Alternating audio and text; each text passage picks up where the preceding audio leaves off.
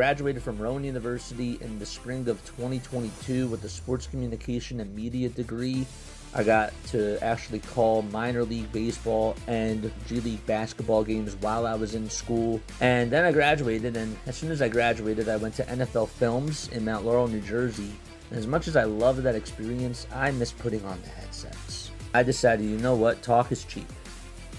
I have a laptop that's in my house, and so 21 months later, here we are, still on YouTube, calling games and building an incredible, loving community on here with the people that I call my Philly freaks with a capital P and a capital H. We go live for every single Phillies, Sixers, and Eagles game, and we do it like old school radio play-by-play style.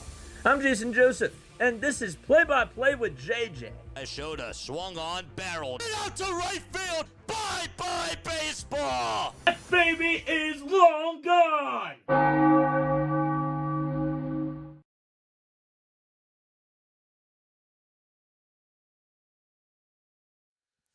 All right, testing 1, 2, 3, 4, 5, 6. What's going on, everybody? Hopefully you're all doing well and having yourselves a very, very fantastic day. Okay, I wanted to make sure that my audio was on because I tested out my levels beforehand and everything seemed fine. And then all of a sudden I'm like looking at the roadcaster and I'm like, uh-oh, I don't know if I plugged it in or not. So I'm just going to do like an audio check for y'all like really quickly. If you guys can type in threes in the chat. If you guys could do that for me, I would really appreciate it. If I'm coming in clear, let me know and type in 3 in the chat. What's going on, Denbrew? What's going on, RC? What's up, everybody? I'm so happy to be here with y'all. I really am. Audio's fantastic. Good. All right, great. Type in 3s in the chat if y'all can hear me loud and clear.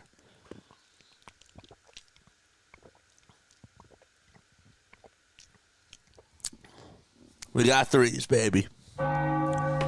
Villain Childs, haven't seen you on here in a while. What's going on, man?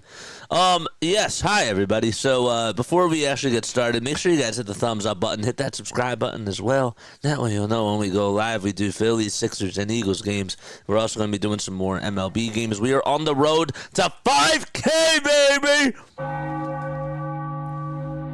We're on the road to 5,000 subscribers for opening day, and opening day is just 21 days away.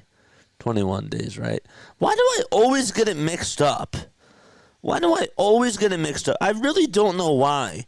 I keep saying it's the 26th or it's the 27th. It's the 27th. So yes, we're 21 days away from MLB opening day for the Phillies. All right? So yes. All right, Phillies have allowed 29 runs over the last 2 games. That is terrible. Absolutely awful. But it is spring training. I know. But anyhow, Aaron Nola is going to be on the mound today. I'm hoping that Aaron Nola gives us a very good outing. And I'm hoping that he can go a couple of innings and just have like a couple of strikeouts. It seems like that the Tampa Bay Rays are playing not all of their starters, but most of them. And I'm hoping that the Phillies can try to just mow down this lineup a couple of times. The big thing today is a big day because all the starters are playing for the very, very first time. Okay? And their plate discipline, like, let's be real, and every single at-bat during spring training has really sucked. It's been so bad, guys. It's been awful. And so today, if they can, I know that Shane McClanahan's a good pitcher. I know, I get it, but I'm really hoping that we can get through the lineup 2 times and put up some runs on him. I really do.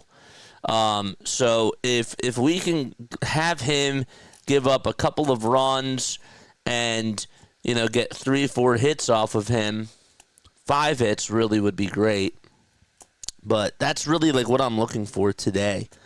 Is just how are we going to put up good at-bats against this guy? How can we beat him and make him attack more in the zone is my question. So I don't know how that's going to work, but it shall be very interesting. All right, let's get into the starting lineup for this afternoon's ball game. Let's go. All right, so for the Tampa Bay Rays, they got Jose Caballero batting in the leadoff spot. Junior Caminero is batting second. Josh Lowe is hitting third. And then it's Curtis Mead who's over at second base. He'll be batting in the cleanup spot. Ben Rortvedt is catching behind the plate. Xavier Isaac is over at the DH spot, and he'll be batting sixth. Johnny DeLuca takes center field, and will be batting seventh. And then you got John Morgan, who is hitting eighth and is playing over at first base. Matthew Etzel is playing out in left field, and he will be batting ninth. Phillies playing at Baycare Ballpark in Clearwater, Florida. That's where this game is taking place. It is 57 degrees outside. It is a gorgeous day for sure. Phillies lineup, they got Trey Turner. They got Bryce Harper, Alec Bohm, Kyle Schwarber, Nick Castellanos, Max Kepler, JT Realmuto, Bryson Stott, and Brandon Marsh. And that is their 9 players that they will have in their lineup today. All right. So, again, it's Turner, Harper, Bohm, Schwarber, Castellanos, Kepler, Realmuto, Stott, and Marsh. And Aaron Nola is going to be on the mound. Last year, Nola went 33 starts. He had a 14-8 record, pitched just a little bit less than 200 innings, but he also had 197 strikeouts and 50 walks allowed, as well as a 3.57 earned run average. Phillies are in their white pinstripes today. Their tops and their bottoms with red Phillies and blue star eyes painted across the chest. They also have the IBX, I want to call it an IBX logo or a patch that's on the it's on the left side of the arm.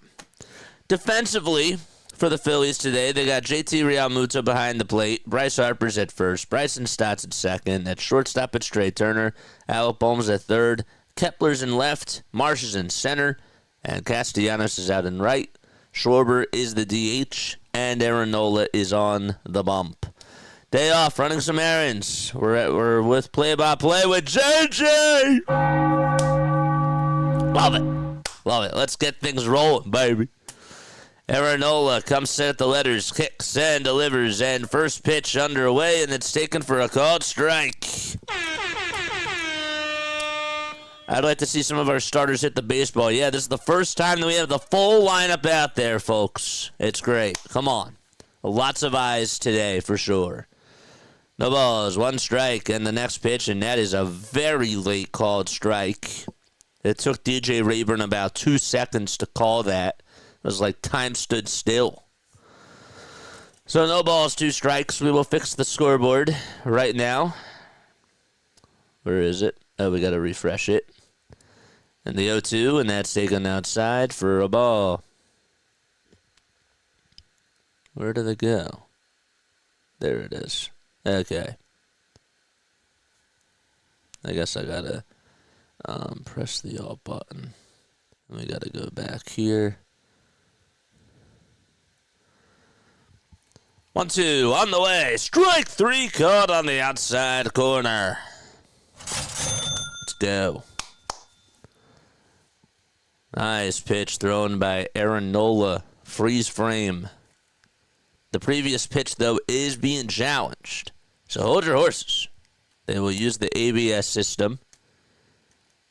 And let's see. It's just a little bit outside. It is. It's about 1.3 inches off the plate. So the at-bat will continue. Again, they're using the ABS system. Automated ball strike system. During spring training. 2 balls, 2 strikes, and the pitch on the way. There's strike 3 on the knuckle curve. Take 2, and it works. Well, he's like, guess what? I'm not going to be able to paint my pitch on the fastball. Let me just throw a knuckle curve at you, and I'll get that to work. And he did. That's really nice. What's up, Mark? I'm okay with Bone batting cleanup. Yeah, I don't know. Maybe. Pitch and that's taken for a strike. The question is, like, can the rest of the team just hit? Like, you're not gonna drive in runs if no one's getting on base. The ball is 1 strike, and the pitch, swing and the miss. Caminero chases after a changeup. Junior Caminero last year had a 248 average, 6 homers, and 18 RBI. The Rays are in their light blue uniforms with the gray bottom pants. The 0-2 delivery, that just misses outside for a ball.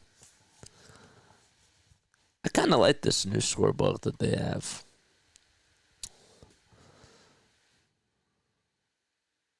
One ball, 2 strikes. And Nola kicks and delivers another swing and a miss. Cheers in the chat, folks. There's 1 strikeout. And there's 2 strikeouts. That's beautiful. Back-to-back Ks. Nola's knuckle curve is nasty. Absolutely nasty today. 2 outs. Top of the first. And the pitch. And there's a called strike to Josh Lowe. Donna, I haven't seen you on since last year. What's going on? What is up, Donna? So good to see you. Hopefully you had a nice winter break. I guess that's what you call it. A nice winter. Nice winter. But yeah. Thanks for streaming, JJ. Makes my afternoons at work go by so much faster. Let's go. Thank you. Thank you for being on here. Spread the word, man. Spread the word, and that's for everybody. Spread the word. Tell everybody about us. 1 ball, 1 strike in the pitch, and there's a foul ball hit back over towards the screen. We are going to be doing some Sunday Night Baseball this year, which is really, really cool. We are also doing the Tokyo series, which is going to be great. And we would do the Red Sox exhibition game where they play out in Mexico. And that'll be really sick as well. Been on, just not in chat. I got you. 1-2 pitch, and that is golfed back up the middle for a base hit. And there is a 2-out single by Josh Lowe.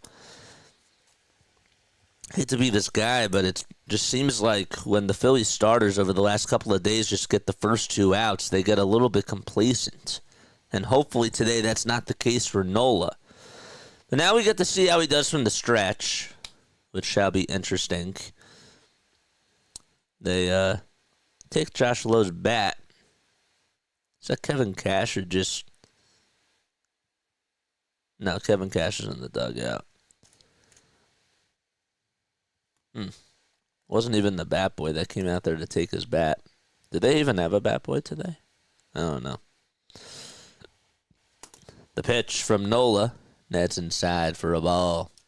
I'm still living on that Eagles Super Bowl. Fly, Eagles, fly. We got our Saquon Barkley Snow Bowl shirt on. It's beautiful. I have Christmas. I have Christmas on. 1-0 pitch. And that misses outside. Just a little bit. It was a sinker to Curtis Mead. On deck is Ben Rortvedt, who's catching today.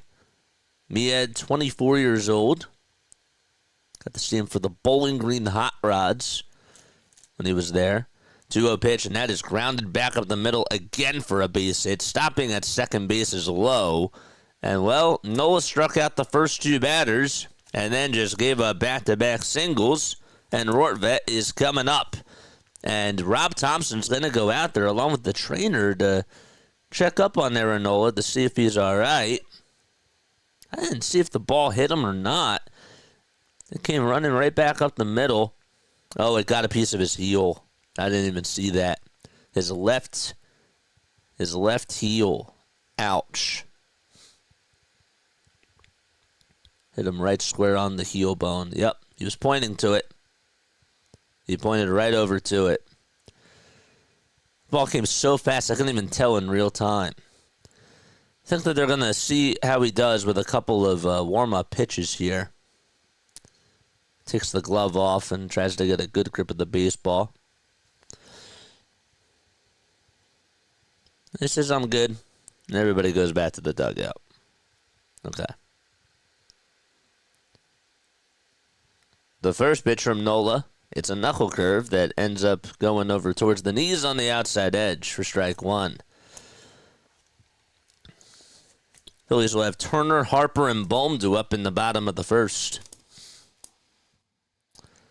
0-1. That misses down for a ball. A couple other games going on right now. You got the Nationals taking on the Cardinals. They're in the bottom of the first. Also have the Red Sox with 2 outs and 2 runners on in the top of the first. No score against the Jays. 1-1. Another swing and a miss on the knuckle curve again. That was heading towards the dirt. Twins and Yankees have no score. And the Nats and the Cardinals have no score either. 1-2 on the way. Another swing and a miss on the knuckle curve. That thing has just been absolutely untouchable today. And we go to the bottom of the first. No score out at Baker Ballpark. So 1 strikeout, 2 strikeouts, and 3 strikeouts. Let's see those K's in the chat. K's and chairs, baby. Let's look at those chairs. Where are the chairs? Have a seat. There they are.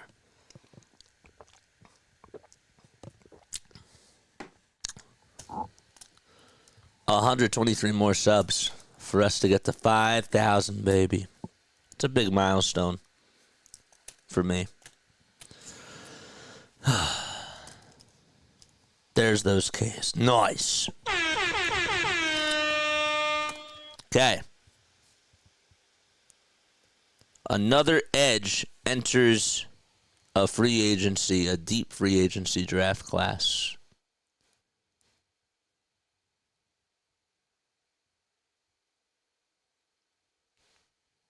Oh, and that's Joey Bosa.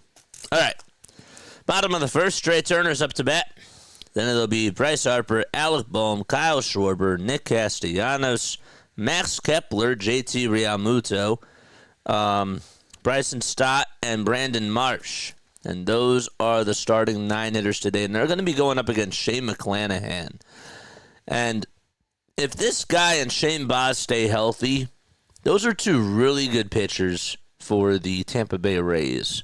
They just gotta stay healthy, man. They have some really, really good stuff. McClanahan, 27 years old now. He's a lefty pitcher.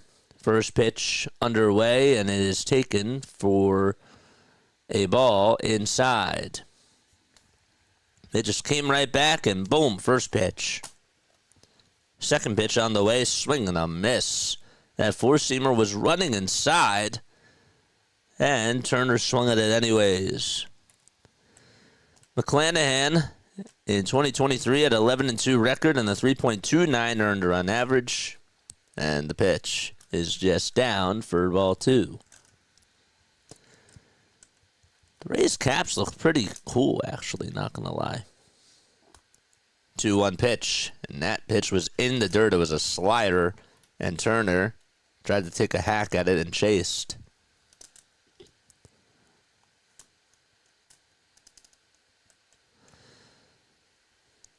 The windup from McClanahan, and the next pitch, another swing and a miss. He went with a changeup that disappeared out of the zone and went into the dirt, and Turner is down swinging on strikes. You know, Trey had a 295 average last year. I did not realize that. It did not feel like it.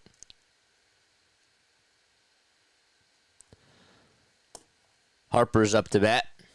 And the pitch. And there's a foul ball. I don't know why. It didn't feel like he had a 295 average last year. He was batting over 300, I remember. Like, more so towards the All-Star break, but 0-1, and there's a strike at the knees. Turner has looked utterly useless so far, says Larry. Yeah. He's been chasing after pitches, man.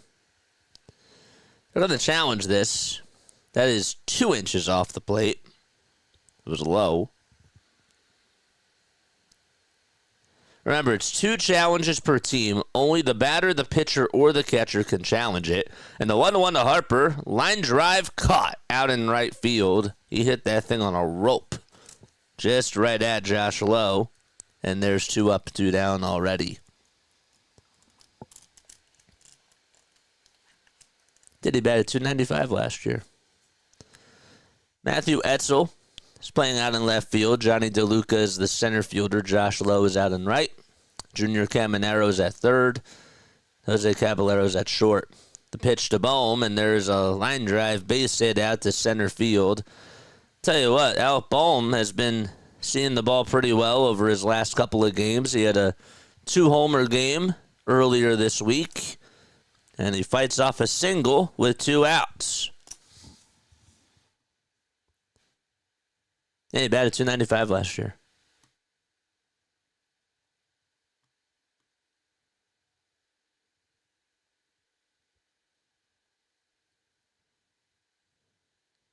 .295, 21 homers, 62 RBI, and 19 steals for Trey. 149 hits and 505 at-bats. Here comes Schwarber, and he takes the pitch outside for a ball.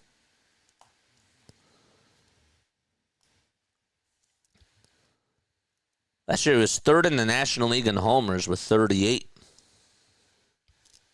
And the pitch, that's a called strike on the outside corner. Don't forget to like and don't forget to subscribe to the channel as well. 1-1 delivery, swing and a miss.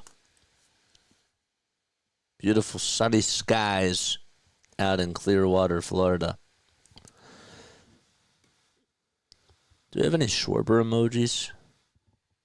1-2, and another swing and a miss. And McClanahan does his job as we go to the top of the second. No runs, 1 hit, 1 man left. And we go to the second inning. Okay.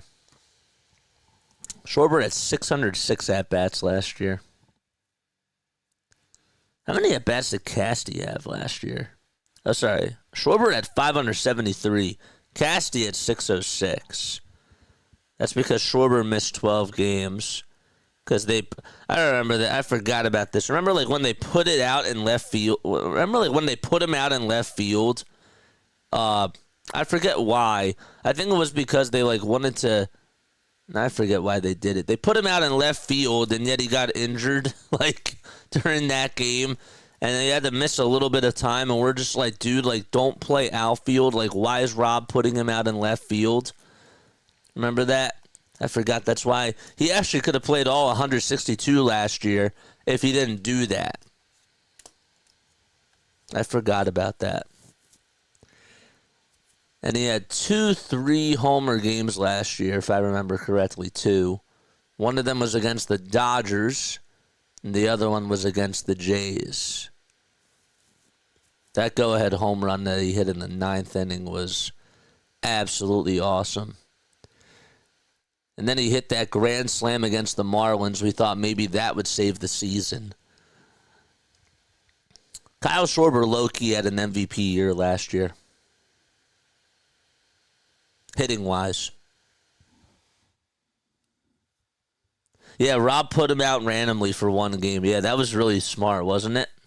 What a genius move on his end. I have a good memory. Arenado had 95 strikeouts via knuckle curve last year. And that's 40 more than Austin Gomer, who was in second for the Rockies. Cool stat. Shout out to NBC Sports for that. The pitch, and he throws a knuckle curve, and that's in there at the knees for a strike. And they're going to challenge it. And that just hit the strike zone. Just got it. The upper part of the baseball just was in there. And that was to Xavier Isaac. Last season in the minors, played in 102 games, had 18 homers and 78 RBI, along with a 264 average. He's a left-handed hitter, wearing bright white batting gloves. That's a tongue twister. The pitch. That's high upstairs.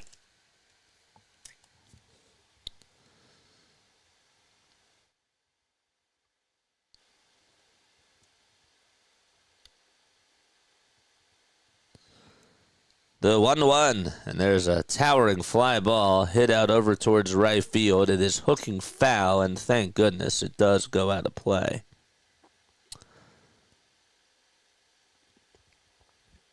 Scott Lawton will play tonight. He's not going to be scratched for asset management as of right now, according to reports. There have been a lot of talks about him being traded at this deadline. 1-2, and that's down for ball 2.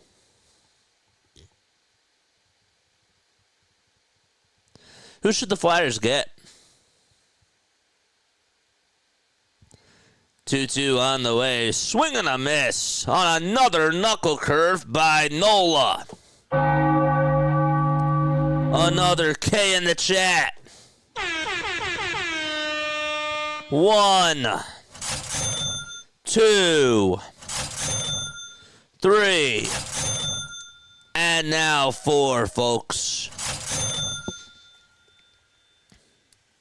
Johnny DeLuca comes up and he stares at a pitch that's a cutter that's outside and low. I need Trey Turner to have more than 19 stolen bases this year. Bryson started 32 last year. He did. Good memory. 1-0. And there's a called strike on the outside corner.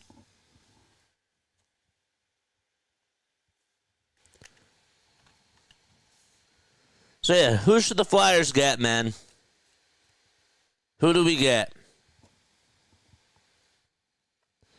1 ball, 1 strike. And Nola wants to take a very quick breather.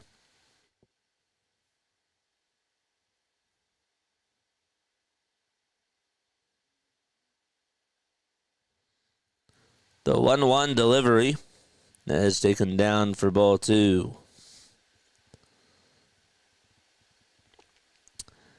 There were also talks that they were going to trade Erasmus, but I think that sort of has died down.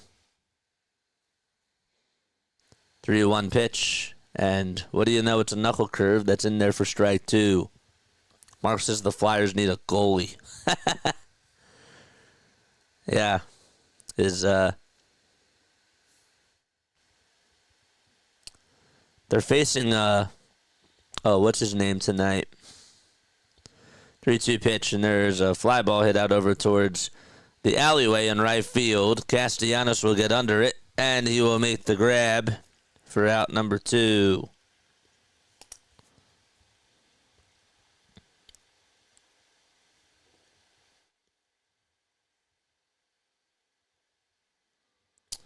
Yeah, they should just get Connor Hellbuck. They play him tonight. Just stay in Philly, man. There is talk about a Lawton trade. Yeah, I know. But I think that the Rasmus Ristolainen rumors have sort of died down. The pitch, and that's outside for a ball. So we're in the top of the second. There's no score between the Phillies and the Rays. Morgan is up to bat. And the 1-0 pitch, that is just outside for ball 2. Trey Morgan. This guy has a lot of talent. Hit .324 last year in the minors.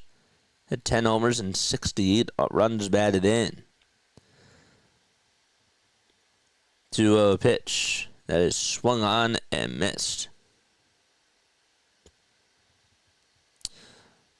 Miami Hurricanes have just hired Jai Lucas to be their next men's basketball head coach. He was really vital when it came to recruiting Cooper Flag for the Duke Blue Devils. 2-1, and that's outside for ball 3. 2 outs, space is empty. Top of the second, 3-1 pitch, check swing, and they say that he did not go. So the pitch was inside and low, and there is the first walk allowed today by Nola.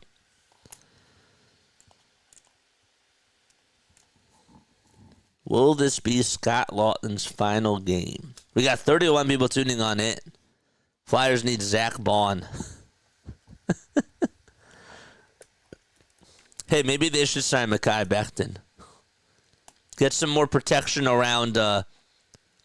Get some more protection around Michkov. Pitch is inside and low for a ball.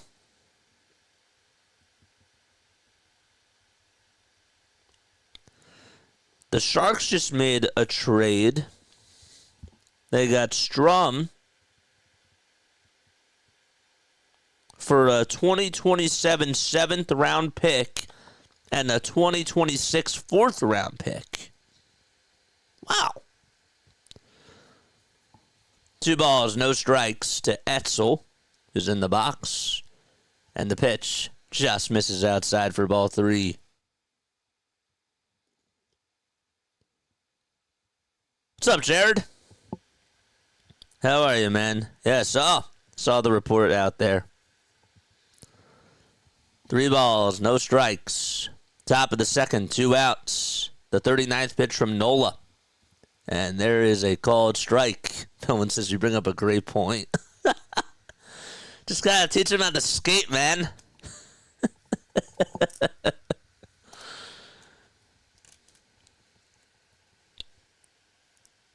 Nico Sturm. Did I say Strum? I meant, yeah. Nico Sturm is going to Florida from San Jose. Wow.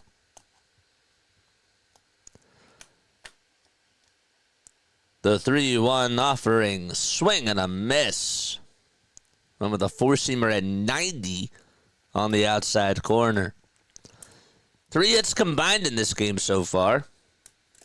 Not a whole lot of offense. What's up, Don? How are you, man? How are you, my friend? 3-2 pitch. And there's a grounder. It's rolled foul. And Eli Morgan has to go back over to first base. John Morgan.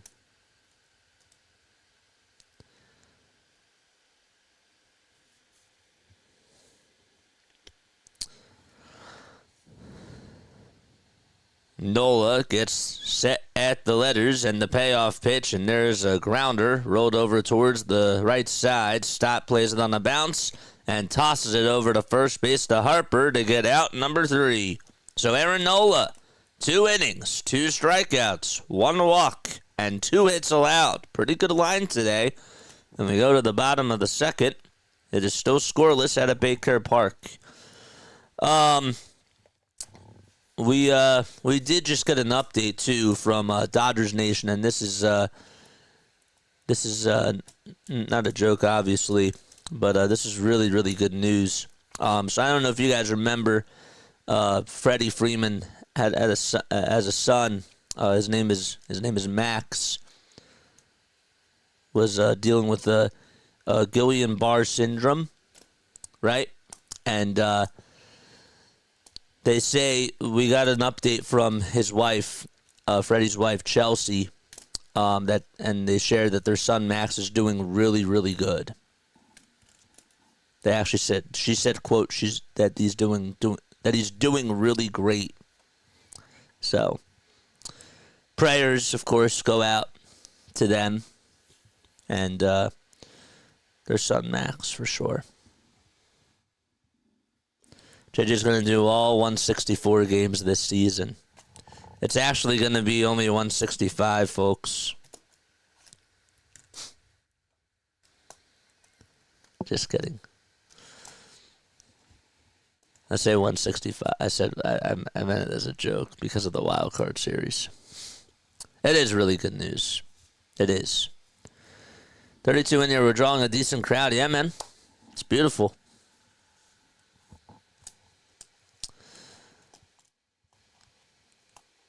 T-Mac and Cole are doing a Q&A, a live Q&A after the game on March 13th. Nick Castellanos is up to bat for the Phils, and the first pitch he sees is a curveball that he tries to take a hack at it and just barely gets a piece of it. That's great. My wife's condition is similar to a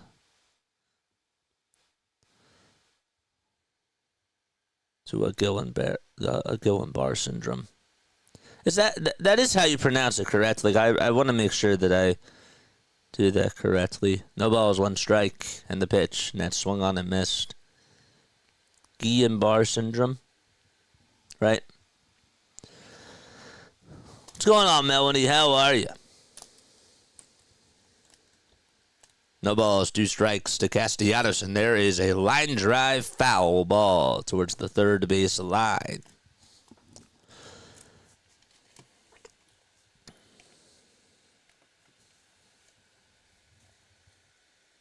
Is this not going to work today? No. Okay, I didn't press it hard enough. I was adding in the 2 postseason losses. Isn't the first round 2 out of 3? Yeah, it is. Yeah. Oh, I was giving them actually the benefit of the doubt, saying that they were going to go to a game 3. But I guess you weren't.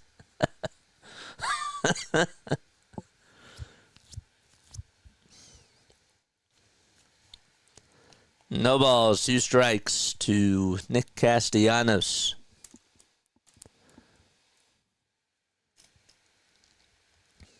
0-2 to Casty. Then he dribbles this one over towards the third base side, shuffling the feet as the third baseman, and the throw across the diamond will get Castellanos out. Good play by Junior Caminero. Shuffled his feet over towards the left side, got the glove down on it, and threw a sidearm strike over to first.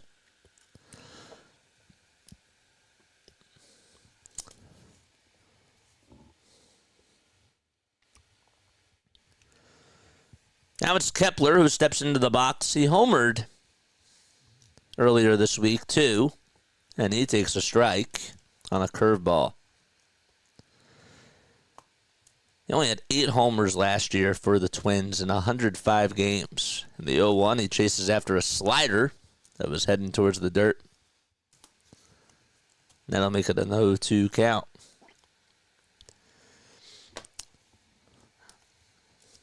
Larry, for those people that missed it yesterday, or that goes for anybody, tell them who I had in the World Series with my going through.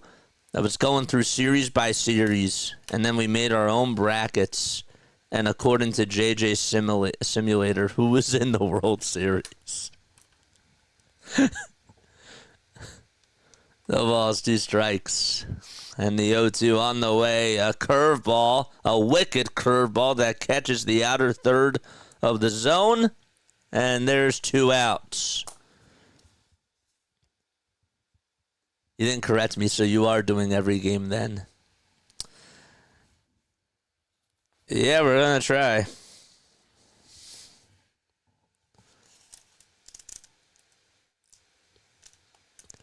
My goal this year is to try to get to like 150.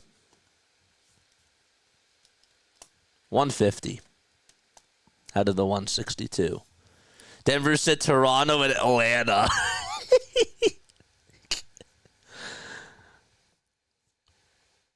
I said at the very beginning of the cast, too, as the 1-0 pitch is taken down for ball 2 to JT. They are going to challenge this pitch, though. It's like, what, the 4th challenge that they've used today? That's a strike. It is.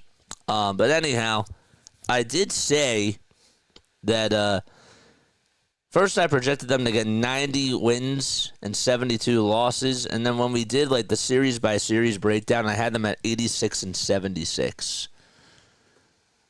1 ball, 1 strike. And the pitch, it's a changeup that's in the dirt for ball 2.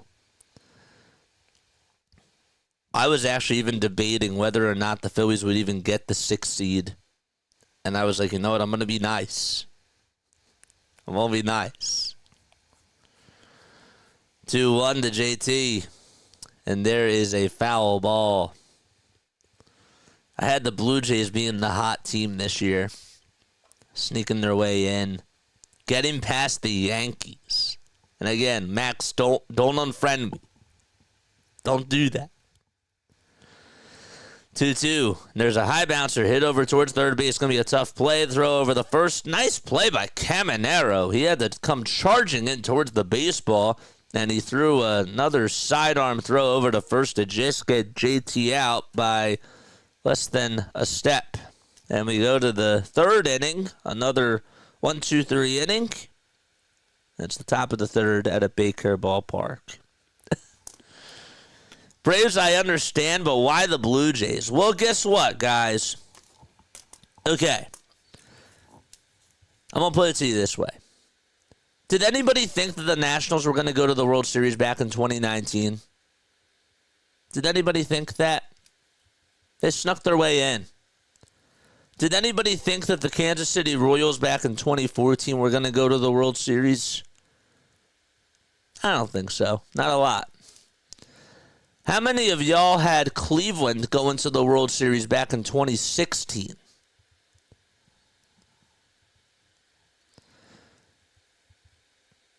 The Braves, we all knew when they were buying their team that they were going to be really hot. Did y'all anticipate the Phillies going to the World Series back in 2022? Or how about the Diamondbacks? It just happens. The Diamondbacks and the Texas Rangers.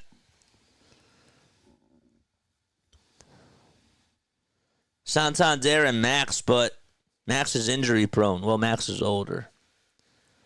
But it's possible, man.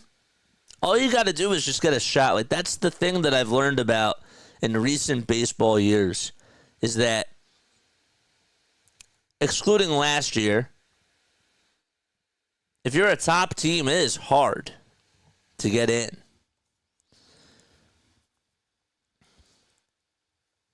Did Toronto make any big free agency signings? Yeah, they got Santander. Yeah, they got Santander and Max Scherzer. There's not always a Cinderella team. Not during the first half of the year. They were last place by the All-Star break. But then they got hot. How about that St. Louis Cardinals team? Wasn't that back in like 2010, like when they were 10 games behind the Brewers, and then they snuck their way in and they made it to the World Series and played Boston? It's all about momentum, man. Top of the third, and Caballero is up to bat, and he takes the first pitch down for a ball. I could see a surprise team, just not the Jays. John's here. The spread. What's the spread? Is it 15 runs today? 1 ball and no strikes in the pitch, and there's a strike called right at the knees. Dude, this guy is bundled up. It's like 57 degrees out there. And he has a sweater. He has his hood on. He has a flannel. He is... Where's the gloves?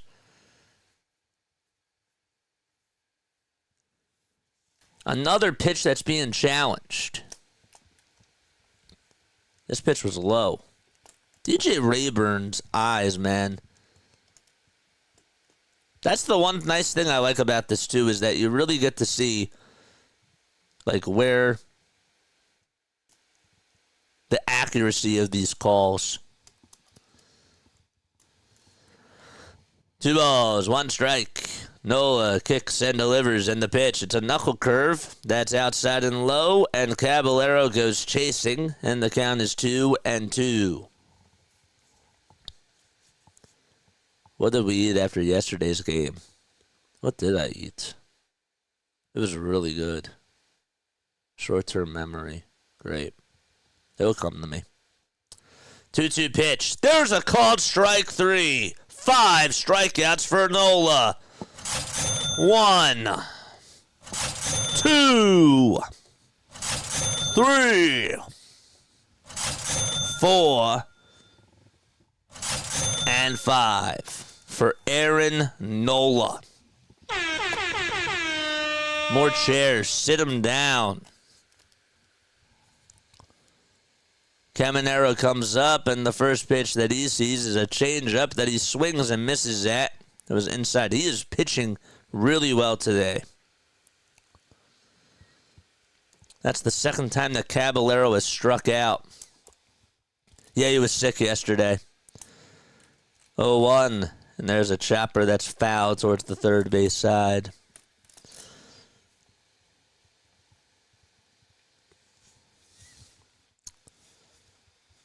What did I eat after yesterday's game? Mom, what did I eat?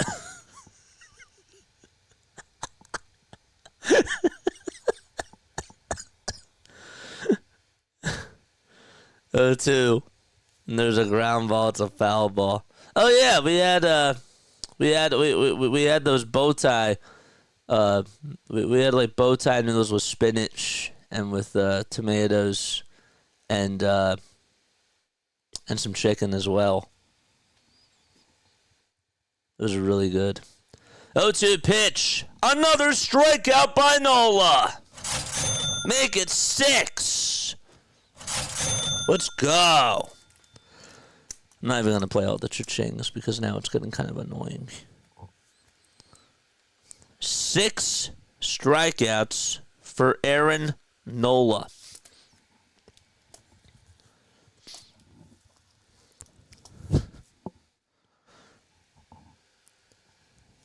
Josh Lowe is coming up to bat. And the pitch that he sees is a cutter that's upstairs. Nola is firing on all cylinders today. 52 pitches. This is probably going to be his last batter. The 1-0 that just misses. That's a little bit off the plate for ball 2. Lowe did single back in the first. He went back-to-back with Curtis Mead. 2-0 delivery from Nola. There's a line drive cut at second base by Bryson Stott. And the inning is over. So Aaron Nola pitches a 1-2-3 inning, and he does his job. Only gives up 2 hits, 1 walk, and he has 6 strikeouts in 3 innings. Good stuff from Nola. All right. Be right back. I'm going to take a very, very quick step off. Don't go anywhere. Don't go anywhere. Stay tuned. I'll be right back.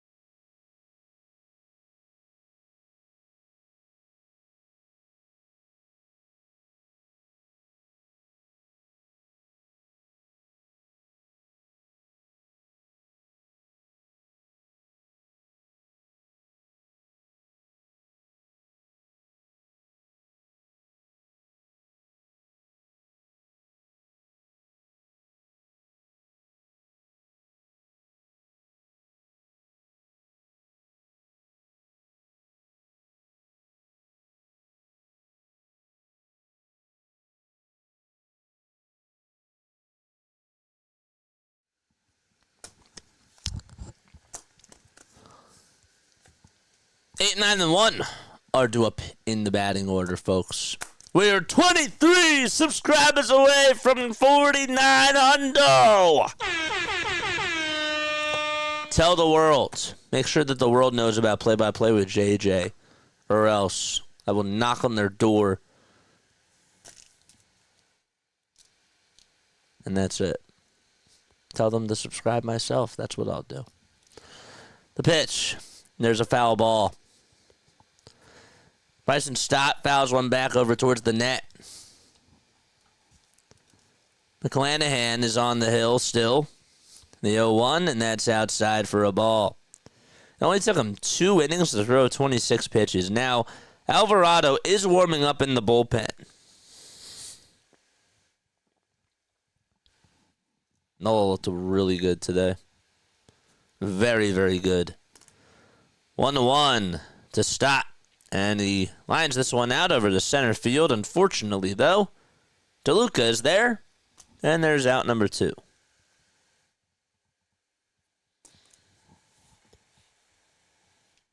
I can already see what Rob's going to say after the game. Well, you know, Harper hit a shot out to right field, just right at the guy. Stott hit one really sharply out to center.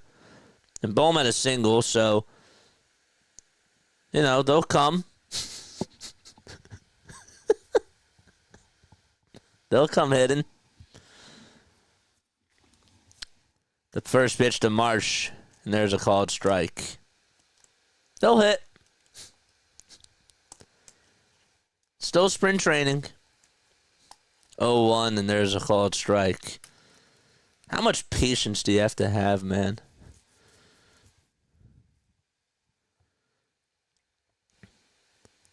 Oh-2 from McClanahan, and Marsh gets a piece of it and stays alive. Now, honestly, these types of at-bats are also big for Brandon Marsh because he's facing a lefty. Take notes. 0-2, and he lays off on the curve. Good. Takes it outside and low.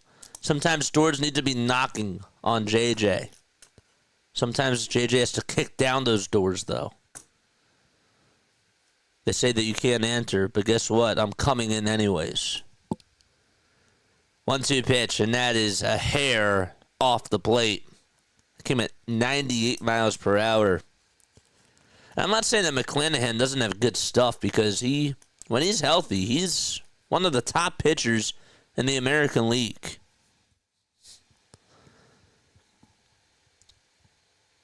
The pitch, and what was a 0-2 count is now a full count. 31 people tuning on in, and we only have 22 likes. Come on, man. Aww. Hit that thumbs up button. McClanahan comes set at the belt, and the payoff pitch to Marsh, and he stays alive.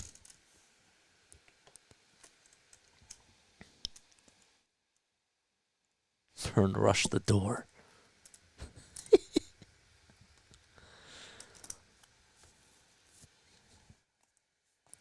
It's 58 degrees outside. No score.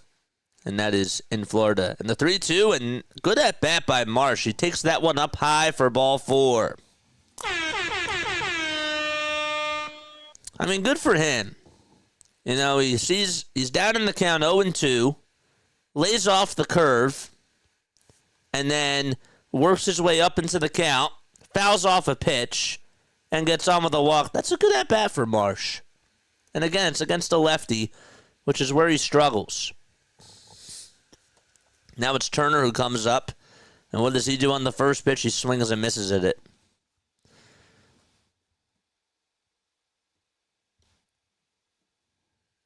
No balls, 1 strike. Runner goes in the pitch, swing and a miss. And the throw over to second. And Marsh actually goes back to first base. And it looked like he was about to go. And then, of course, they change angles. And you think that he's heading into second base with ease. And by the way, Turner's pitch was a curveball that was in the dirt. 0-2 delivery, another curveball that swung on and missed. And Trey Turner is down swinging. 1-2-3. And it looks like the Rays are going to make a change because McClanahan's at 40 pitches. And that's going to be the end of his day. And Bryce Harper's coming up. Camelo Emanuel, what's going on, man? Did you see the report that Harper told the Phillies that he was willing to move back to the outfield if the team wanted to sign a slugging first baseman? Who was a slugging first baseman? Okay. We were going to talk about this. I was actually going to get to this in the fourth inning. You read my mind. Okay. The actual report is that Bryce Harper is willing to move back to the outfield only if the Phillies get a slugger over at first. And the slugger that they're talking about is Vladimir Guerrero Jr. There have been reports that he could be moved by the deadline. He is in the final year of his contract. And the question becomes, okay, if you get Vladdy, how much are you giving up? And not only how much are you giving up, but you got to extend the guy. I mean, if you don't get it done, this year is a World Series or bust type of a season, but I don't want it to just be this year, man. I want us to win a World Series, but I want us to have some sort of a window as well if we get Vladdy over at first. And that's the truth. But something's going to have to give. And so if we get Vladdy to play first base, what's going to give? Rincones maybe? Sure. But you're going to have to give up more than just that. Rojas. Who else? Maybe Painter. You're going to have to give up a lot. And then you're going to have to keep the guy. And I don't know if John Middleton's going to want to spend that type of money. Because he's spending a lot of money right now. And Kyle Schwarber's going to be off the books. I don't know. But that's what's going on. That's what's going on. Let me know what your thoughts are down below. The pitch. Swing and a miss.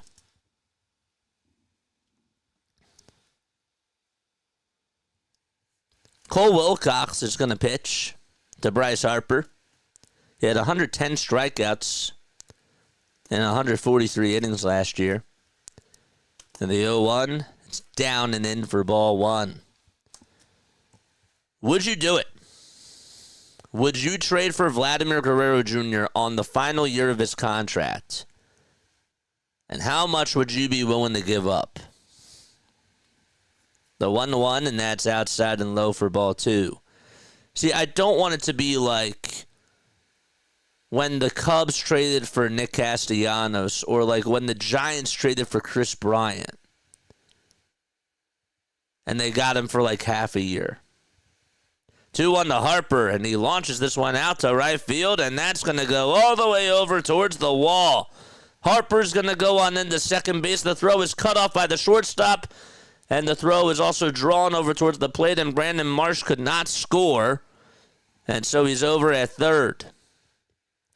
Thought maybe if he got a good jump there, he could have had a chance, but again, it's hard to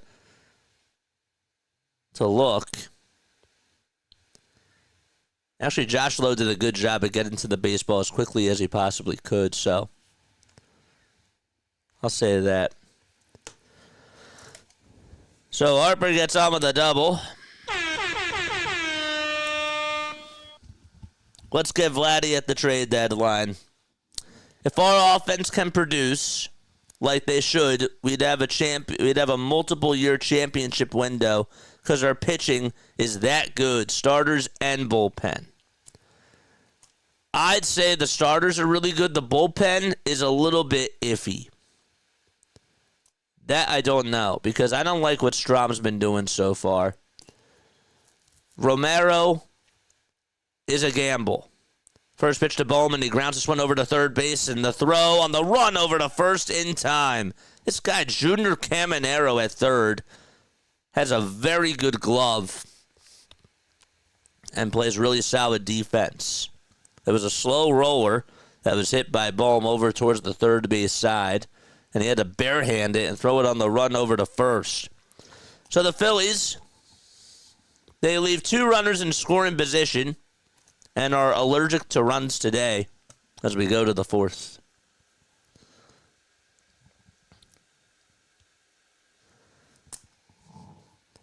JJ, they've been allergic to runs over the last 2 games. It's true. Vladdy would be sick here. He would be. Camille Emanuel says, yes, I would do it if we signed him to an extension. Okay, so now the question becomes this. Sorry, I did not mean to press that. I got to use this pedal, though, more. Good reminder. The question then becomes this. What would your trade be for Vladdy?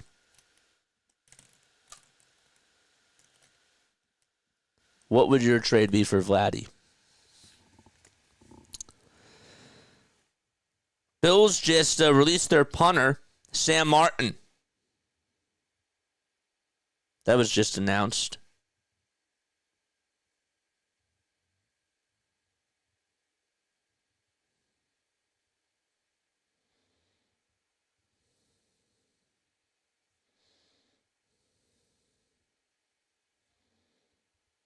Riley Smith is going back to Las Vegas for San Jose's 3rd rounder this year, and Brandon Brisson.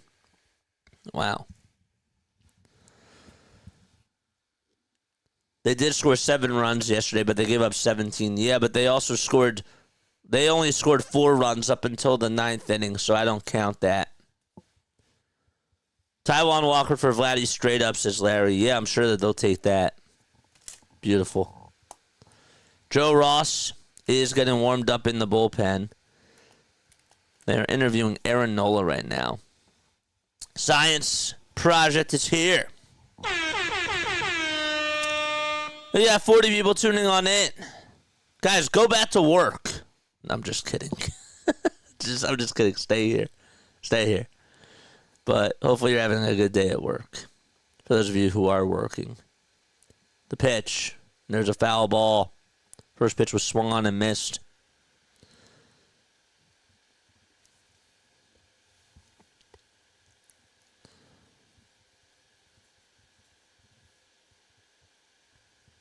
No balls, 2 strikes. Curtis Mead is up to bat. And the pitch that he sees from Alvarado, former Ray, is at 99 and it's inside. Villain says Painter and Bohm. Alec Bohm and Andrew Painter for him. 1-2 pitch, and there's a line drive into center field for a base hit, and Brandon Marshall played on the bounce.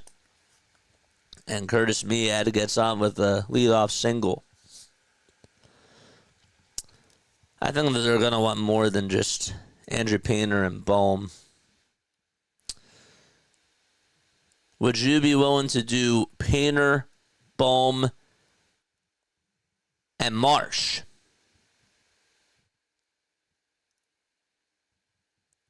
The pitch, that one hits the knob of the bat, and it's a foul ball. See, they're going to have to pay Schwarber, too, at the end of next year if they want to keep him. Bohm, Abel, and Crawford for Vlad. What if they called up Adam Miller by that time? That'd be kind of sick.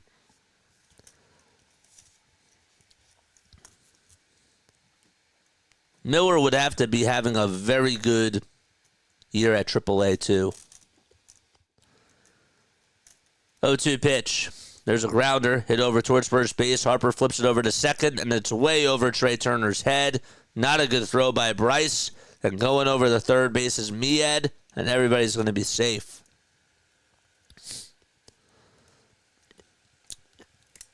So they're going to call that what was supposed to be a 3-6 fielder's choice, but it's an error on Bryce.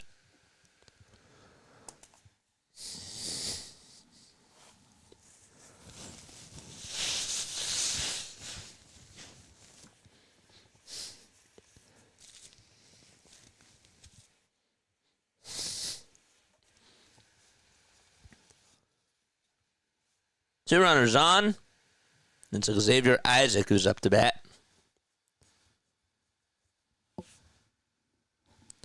John, he hasn't lost his touch. 1 ball and no strikes. What's up, Asia? And the pitch. And there's a foul ball.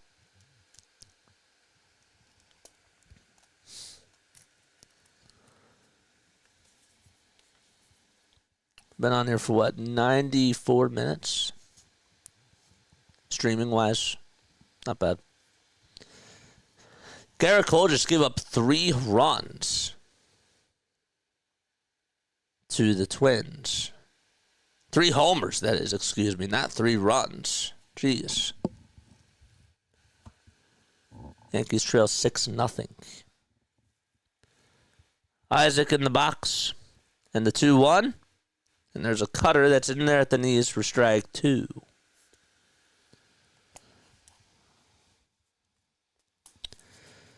$29 likes, 40 people watching. Subtraction says that 11 of you have not hit the thumbs up button. The 2-2 delivery from Alvarado. Swing and a miss. And that's his first strikeout of the day. See those chairs. Alvy's beard is fire.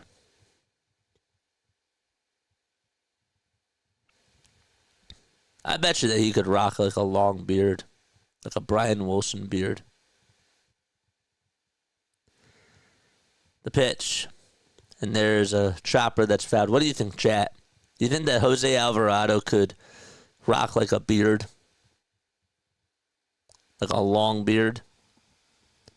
Caveman type of a thing? Like Brandon Marsh? I think he could.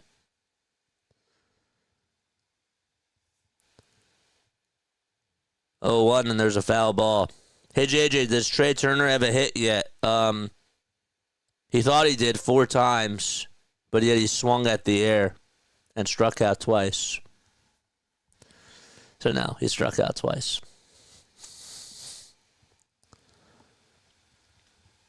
No balls, 2 strikes. Runners at the corners. 1 out. Top of the 4th. 0-2 on the way. Swing and a miss. A cutter at 95. That was elevated by Alvy.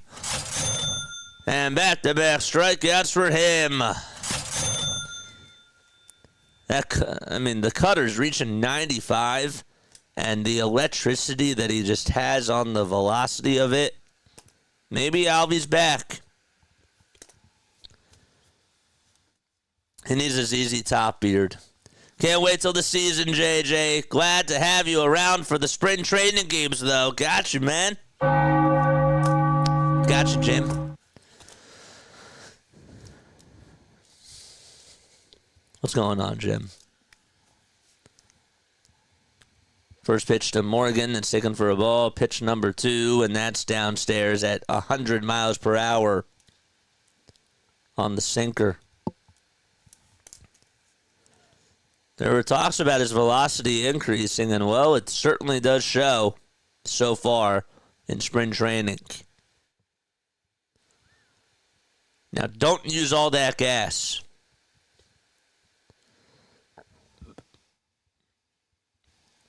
Two balls, no strikes, 2 outs, top of the 4th, 2 runners on, lots of 2s, except it's a scoreless game.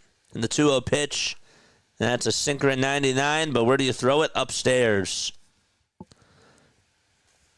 3 balls, no strikes. 18 pitches in this inning for Alvarado. 12 strikes in the 3-0, and that is lined foul at 100 miles per hour. Hey, play-by-play with JJ. Are you ready for the 70 tankers tonight?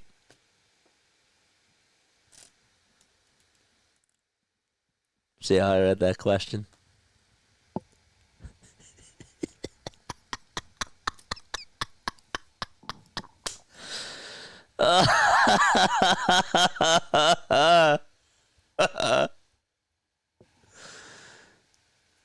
Three balls, 1 strike. And the next pitch is down low for ball 4, and that's going to load the bases. I can't believe I signed myself up for this. That's not what I signed up for, Neil. It's not what I signed up for.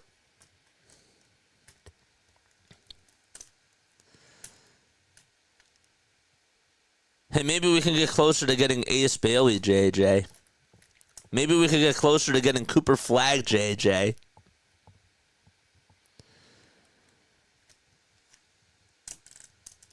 Joel, I love you. But my guy, I've been ready to move on, dude.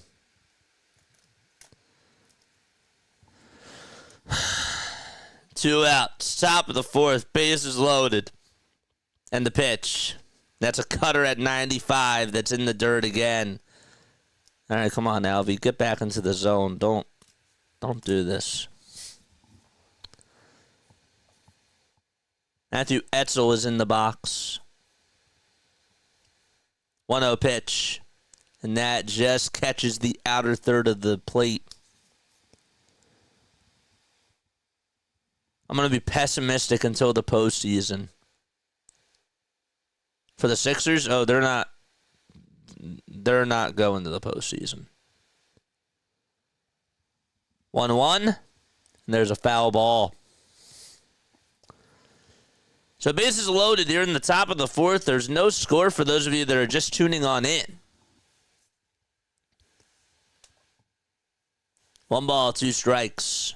And Matthew Etzel, who grounded out to second, is up to bat. I did see that. And that doesn't make me feel good.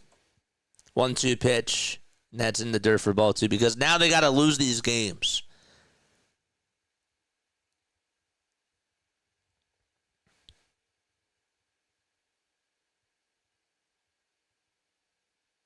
And you know what the head coach is trying to do? Win. 2-2.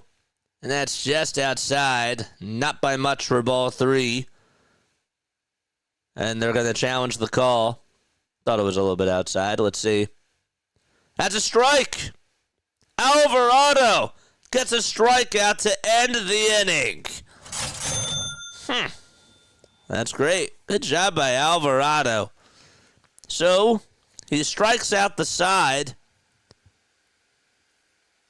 in the top of the fourth. And Etzel is down looking on strikes. Okay. JJ, you ready for the Philadelphia 76ers tonight? Absolutely 1,000% no. But kind of yes. Because guess what? I know that at this point, we got to get a top 5 pick. If we get the pick out of the top 6, then that pick goes to Oklahoma City. So, I need our chances to increase tonight. I saw that Boston doesn't have all their starters out there tonight, and that kind of ticks me off a little bit because our head coach is still trying to win games.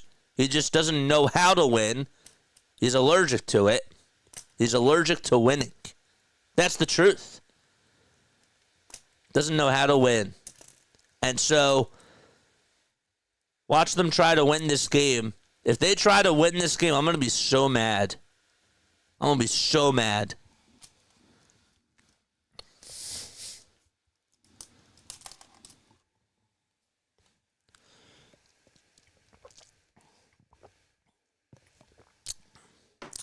But you know what I won't be mad about? All of y'all subscribing to my channel. I love you guys, man. We have a really, really cool family on here. Hit that thumbs up button. Subscribe to the channel. And turn on the bell icons, man. We are on our way to 5,000. Got to get another subscriber to help us get closer to 4,900. 5,000, 5K for opening day is the campaign, baby. Manuel Rodriguez will be out there to pitch.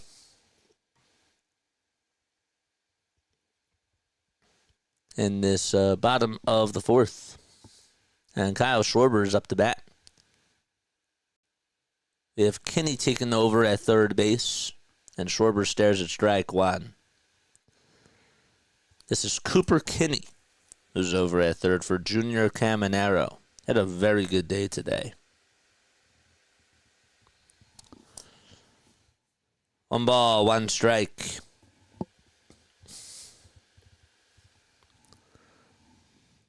And the pitch to Schwarber, swing and a miss. This guy throws gas, 98 miles per hour.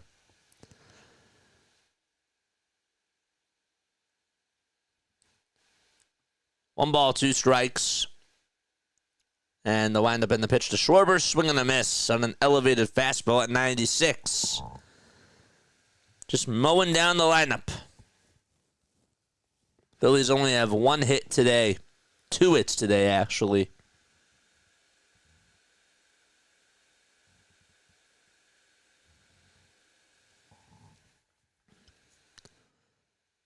They've hit the ball hard, though, 6 times.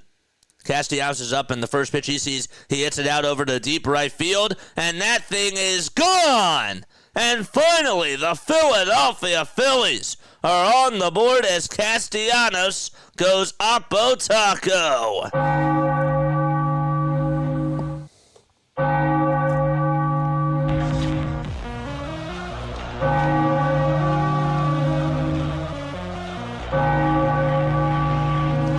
There we go.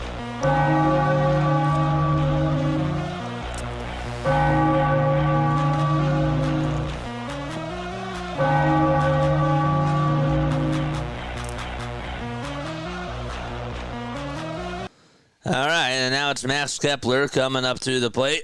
And the first pitch he sees is inside and low for ball 1. 1-0 Philadelphia. A hanger out over the middle of the plate, and Casty leaves the yard for the first time in spring training. The pitch to Kepler. Fly ball hit out to deep right field, and that one is gone. Back-to-back homers for the Phils. And the Broad Street Bombers are back.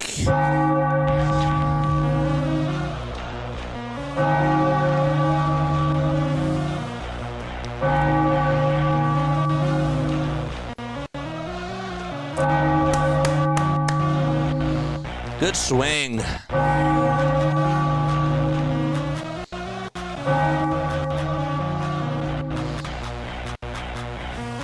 All right, cool stuff.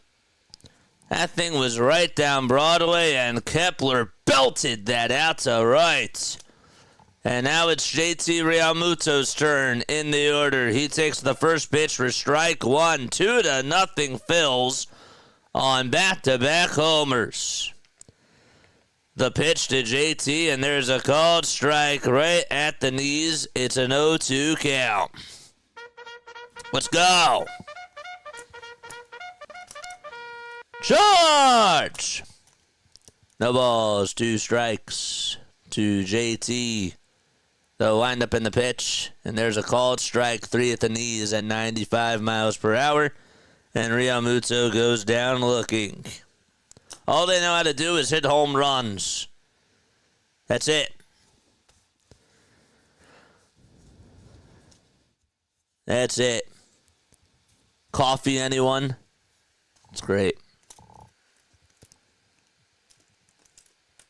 Stott's up in the order. Rodriguez kicks and delivers and throws a pitch right down Broad Street for strike 1.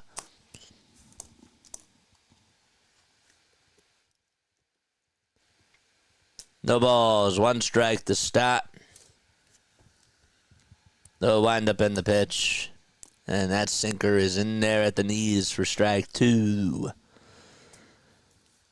40 people watching, hit that thumbs up button, baby. Let's go. 2-0 Phils. Thanks to 2 homers, 2 solo shots by Casty and Kepler. And the next pitch is down for a ball.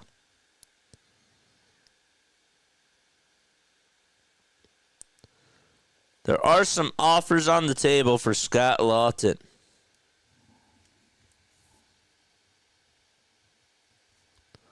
1-2 to Stott, and there's another fly ball hit out over towards center field, and on the run to make the diving catch, Out in center is Johnny DeLuca as he robs Bryson Stott on a base hit. The Phillies go back-to-back with Casty and Kepler, and we go to the bottom, or the top of the fifth, that is. It's 2-0 Phils. Stott's hit the ball hard both times.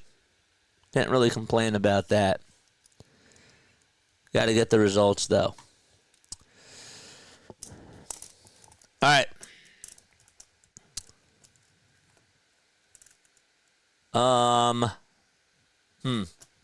lost an idea. I had an idea in my head, and then I lost it. Here's some news that we had earlier today, and we probably should talk about it. So, Phillies minor league call-ups for today. They called up Nelson Alvarez, Jonah Dipoto, Jaden Estanista, and Carlos Francisco. Remember, Francisco pitched earlier in spring training, so these are all pitchers. And they also called up left-handed pitcher Wesley Moore, and they sent down Jordan Disson at catcher, Carson Taylor, Robert Moore, Brian Rincon, and Trent Farquhar, all infielders. So they called five pitchers up and sent 5 infielders down. So, but yeah, chock full of nuts this month. So, where are y'all tuning in from, man? Please comment down below where you're tapping in from and what got you into Major League Baseball.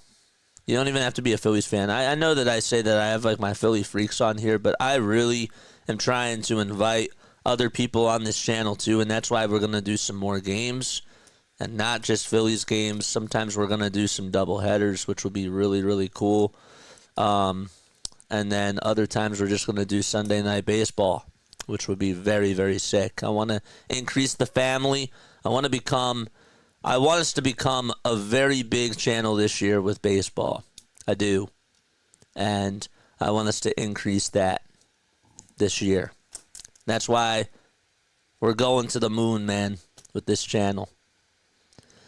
Joe Ross will pitch, and the first pitch he gives up is a sinker at 94, and it is lined out to center. And Marsh doesn't even have to move. It's just right there to make the catch.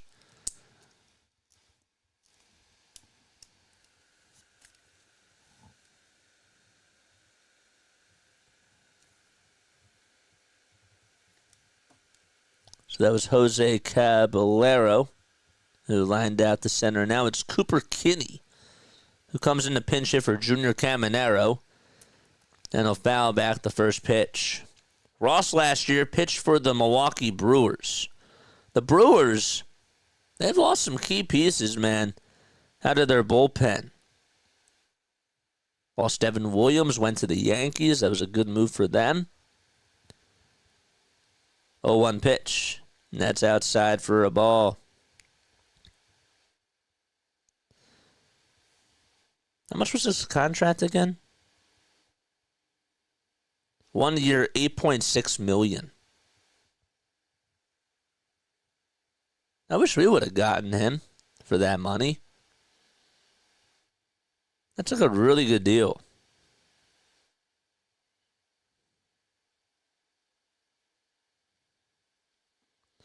But it was a trade, right?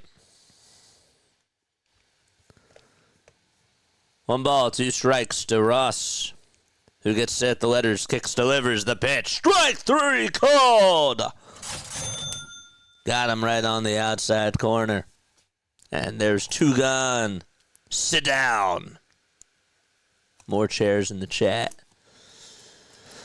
Listening from North Carolina, born and raised in Philly, so I was brought up a Philly fan from birth. And you became a Philadelphia freak.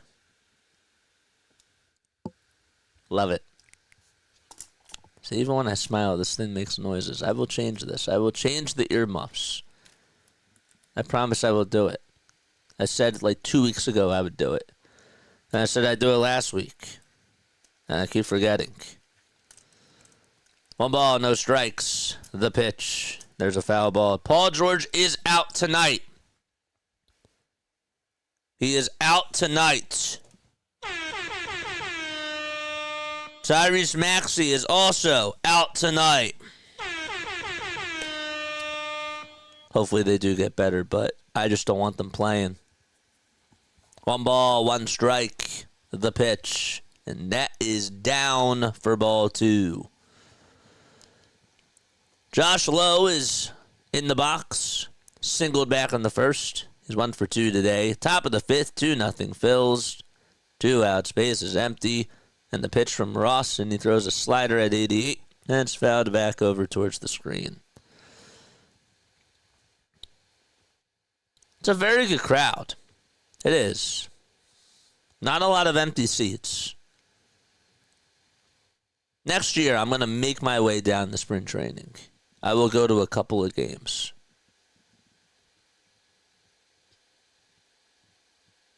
And we'll vlog.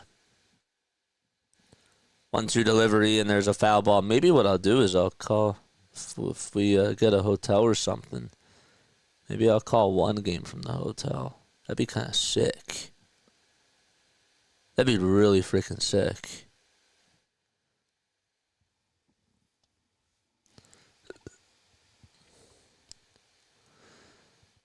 Ross comes set just below the letters, and the pitch on the way, and that's high for ball 2.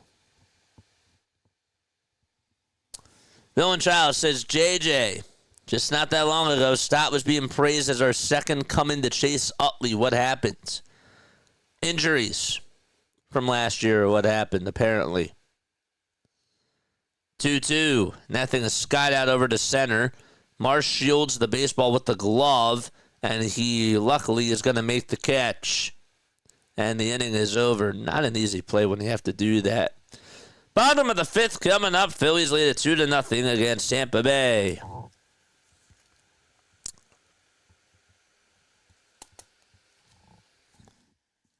Okay.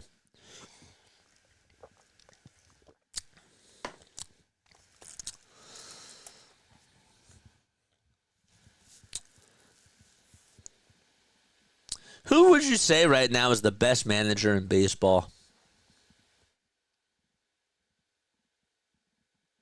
I know that we talk about Dave Roberts and we talk about Aaron Boone and we look at the best teams.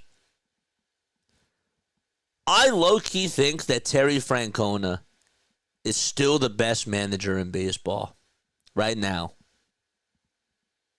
Look at what he did to that Cleveland team last year. They were so close to making it to the World Series.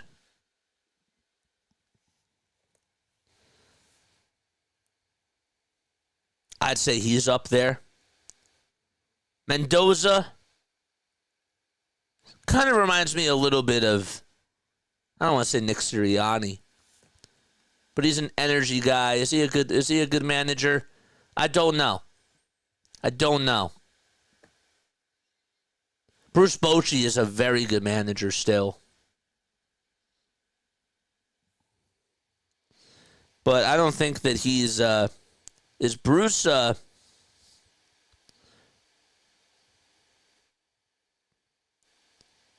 Bruce is still he's still managing.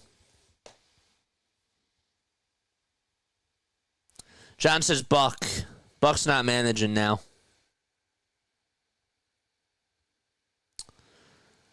I'd still say it's Terry Francona. Now, Mike Shildt for the Padres is not bad.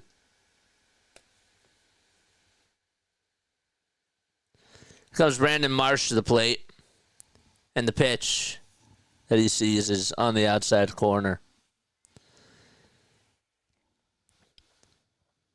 Mark says Aaron Boone. Knew you were going to say that.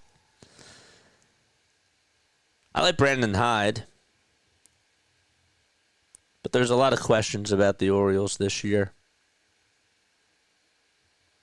I don't know, who legitimately is the best manager in baseball?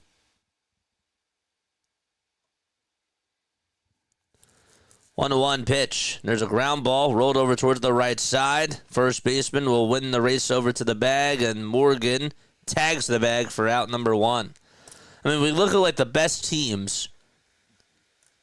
Is Dave Roberts a top 5 manager? Let's just go through the best teams in ball.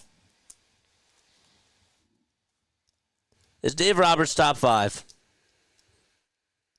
Comment Y or N down below. Now it's Turner up to bat.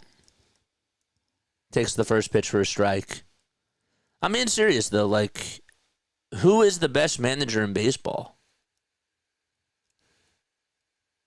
0-1, and there's a high fly ball hit out to deep right field, and it is caught right at the wall by Lowe. And Turner just missed a home run.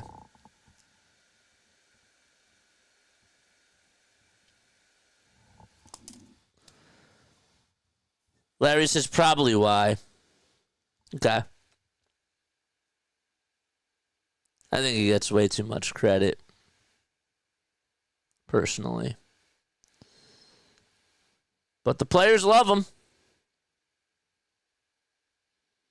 But it's easy to love him when you can afford to get so many good players.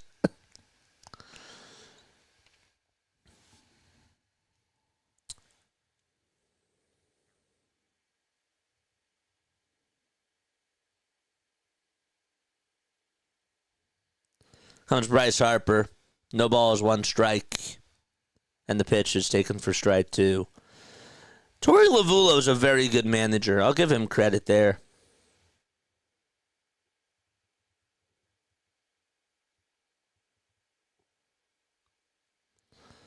0-2, swing and a miss. And Bryce Harper's down on strikes and the inning is over. So no runs, no hits, no man left. And Romano's going to come on in the pitch as we go to the top of the 6th. So let's look at this. List of Major League Baseball managers. A national TV game with no Embiid, no Maxey, no PG. It's funny. It's wild. They're going to suffer tonight. Terry Francona for the Reds. Good manager. Craig Counsell. Craig Counsell's good. Derek Shelton still for Pittsburgh. Bob Melvin for the Giants. Ollie Marmol for the Cardinals. I like Dave Martinez. I don't think he gets enough credit for the Nationals. I know that they haven't won a World Series since 2019, but I can see that he still manages his butt off. I do. I see it.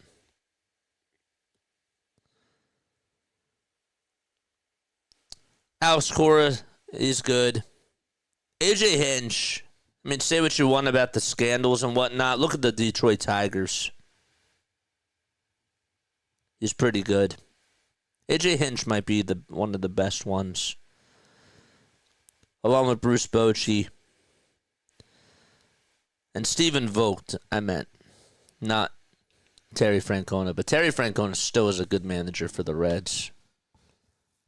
Roberts has been giving a good roster, and he's bungled a bit. But I give him some credit for managing a bunch of huge egos, too. That's true. You're not wrong there. All right, we're in the 6th inning. Get those likes up, man. Get those likes up. Let's go. Get those likes up. Let's go. Delco's cheesesteak. Dude, they just have to put food right in front of me. They just have to. The pitch, and that's taken down and away for a ball. 1 ball, no strikes. Top of the 6th, and the pitch, line drive, over the third baseman's head. Bowman to left field for a base hit. And there is a leadoff single. Bob Melvin hats in the ring.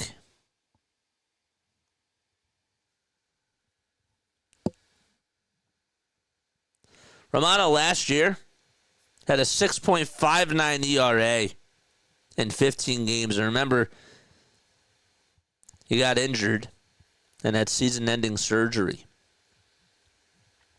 Ben Rortvedt is due up to bat. And he takes a four-seamer at 95. That's high and away. Sixers need the Nets to lose tonight. And they need the Pelicans to lose too. We'll be keeping our eyes on both of those games. There's a little cue shot hit over towards the first base side.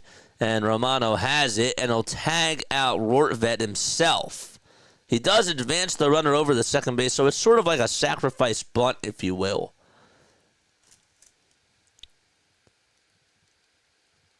Who are they interviewing? Is that Edmundo Sosa?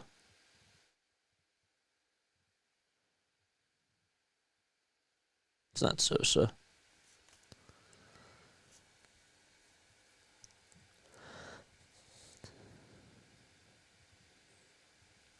Xavier Isaac is going to come on up. I've heard that Turner had it in his contract that he must play shortstop. Well, they tried to get him to play out in left field. He said, no. That's Joe Ross that they're interviewing.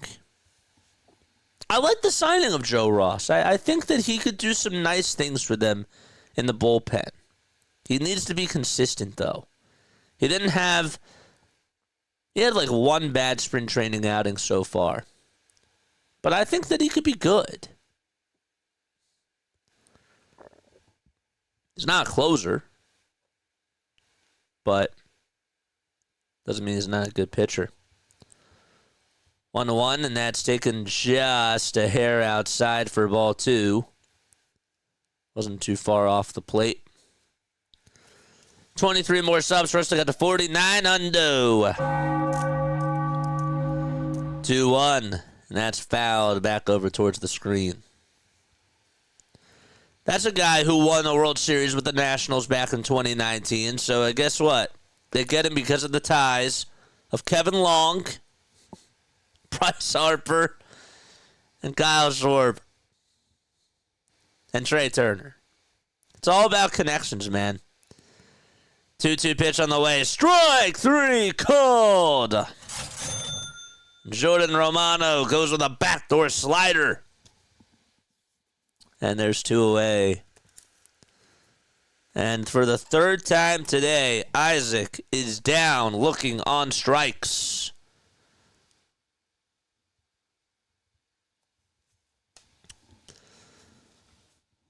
The pitch, and there's a fly ball hit out over towards center field. Marsh says he has it. He leans over towards his right side, gets caught off by Matt Kroon out in right field, I think. And there's out number 3. Get you a name tag in just a few moments. But Castellanos is not out there, regardless. And we go to the bottom of the 6th. It is Castellanos. How come I didn't recognize him? Oh, it's because of the haircut. Forgot. Whoops. All right, we go to the bottom of the 6th. And the way that they had it angled, it was a little bit odd, too. JJ making excuses. Shut up. Just kidding. Just kidding. I'm just joking. Anyhow, all right, we're going to the bottom of the 6th. Let's do some fun facts today. What are some cool fun facts for today? Anybody have a fun fact that they want to share in the chat? I'm going to open up a can of worms by doing this. What are some fun facts? Teach JJ something today. Oh, boy. Now I'm a little bit nervous I did this. Oh, boy. Keep it PG. Keep it PG. That's all I ask. Larry, you got to eat a shoe. Got to eat the shoe. You haven't had to eat a lot of shoes this year, man.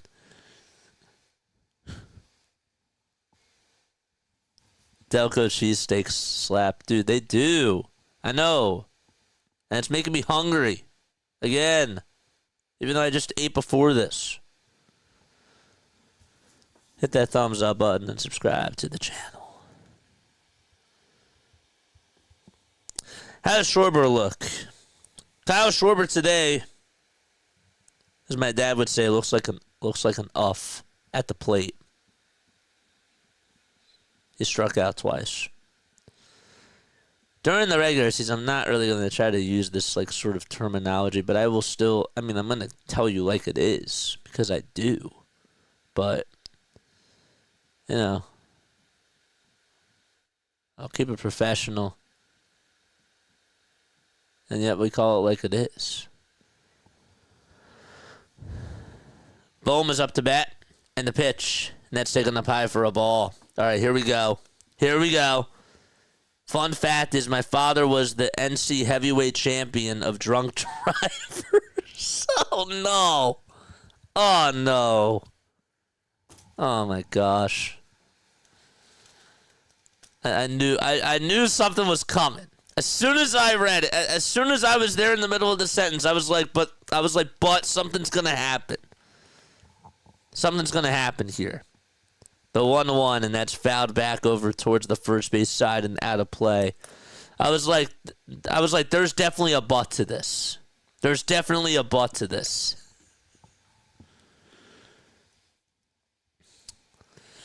One ball, 2 strikes to Alec Bohm. We'll get to the other fun facts too. And the pitch, swing and a miss on a pitch right down Broad Street. And Bohm is down on strikes. All right, Zach actually has a really cool fun fact here. Purple is the rarest color in flags because the dye back in the day for purple was from sea snails that were hard to get when they were designing the flags. That's wild. Where'd you learn that, man? That's really interesting. That is an interesting fun fact. My man's a winner. He's a winner. I'll play the free throw chime. Excellent. The ball is 1 strike, and the pitch, and that's down for a ball. JJ, this isn't the Sixers. Well, I wanted to play something else that was on my soundboard. Should I get new sounds? Yes. I did not know that, though. That's really wild. The 1-1 pitch to Schwarber in the air, hit out over towards left field. It'll stay in the yard, and making the catch right on the track out in left field is Matthew Etzel, and Schwarber just misses a homer. And Nick Castellanos is going to be due up next. I watch a lot of geography stuff on YouTube. That's still sick. That's really awesome. Meaning like an awesome fact. I really did not know that. Zach, thank you so much for coming on here. I've seen you around before. Don't be a stranger. Here comes Castellanos. He homered his last time up. The 1-0 pitch. And that is taken down for ball 2. I wish I had, Larry, the you get nothing, you lose from, I wish I had that soundbite from Willy Wonka. I should get that. See, the one thing I try to do is I try not to get too many sound bites. I know that there's other people that do it, but again, it's a copyright thing. I'm trying to be cautious. There's some things that I do that maybe I shouldn't do, but guess what? I got to make it somewhat fun. But yeah, you get nothing. You lose.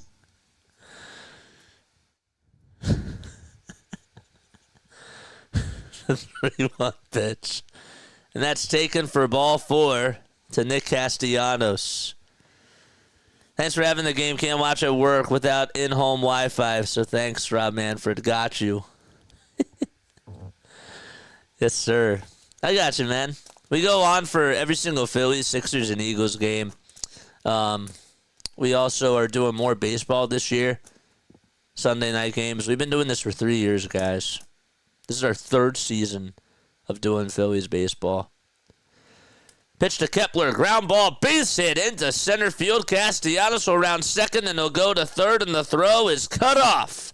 And Casty slides into third, and Max Kepler with 2 hits in 2 straight at-bats.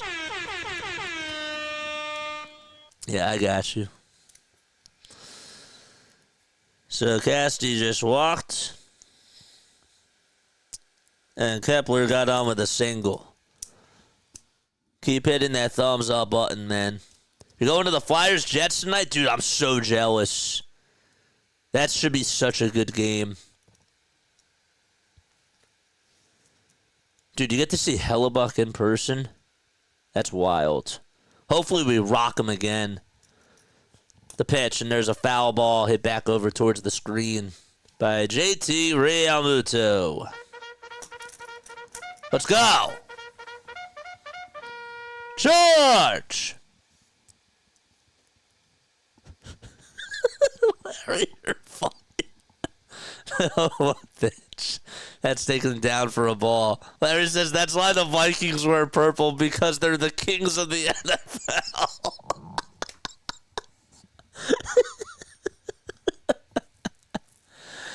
Going back to that fun fact. The 1-1 to JT. Ground ball. Diving stop by the shortstop. It goes underneath the glove, though, and Castellanos will score. An RBI single by JT.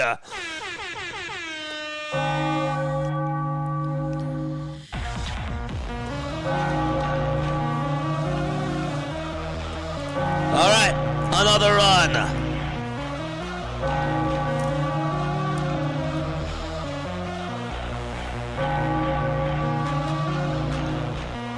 Bryson Stott's coming up to bat. All right, let's go. 3-0 Phils, bottom of the 6th. And Bryson Stott is up. 2 base runners on. First pitch to Stott, and he fouls it off of his knee and comes out of the box. And the trainer's going to go out to check up on him. He's had 2 good at-bats today. He is out of the box. He is getting checked out by the trainer. Got him right square on the knee. But he says that he's fine. The trainer is going to go back to the dugout. JJ's laughs cure depression. You know, they say laughing does make you live longer. But I think a lot of people knew that. I don't know. Maybe somebody didn't know. We have 40 people tuning on in.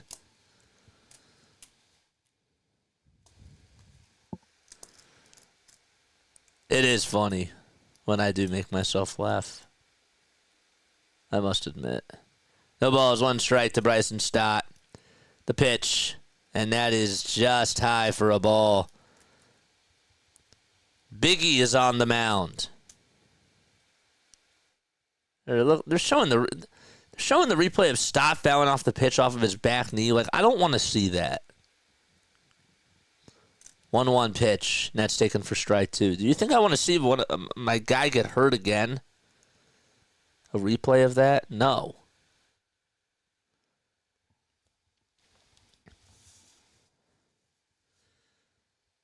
One ball, 2 strikes, and the pitch to Stott, swing and a miss. And he chases after a high fastball, and the inning is over. We go to the 7th inning as the Phillies tack on another run. And Orion Kirkering is going to pitch. So this is Phillies are really going with all their major league players today. Which means tomorrow's game is probably not going to be a lot of starters. Okay. It gets Chicks. Then they ruin it. Well, Chicks do dig the long ball too, so that still is a thing. But yeah. Nationals have a 10-1 lead against St. Louis. What is going on over there? And the Twins, Max might not like this because they put up like a lot of runs on us the other day. I can't lie. They're down 8-0, and it kind of puts a little smile on my face. That's the Yankees. Mike Soroka, former Atlanta Brave, 4 innings, 4 hits, 6 strikeouts.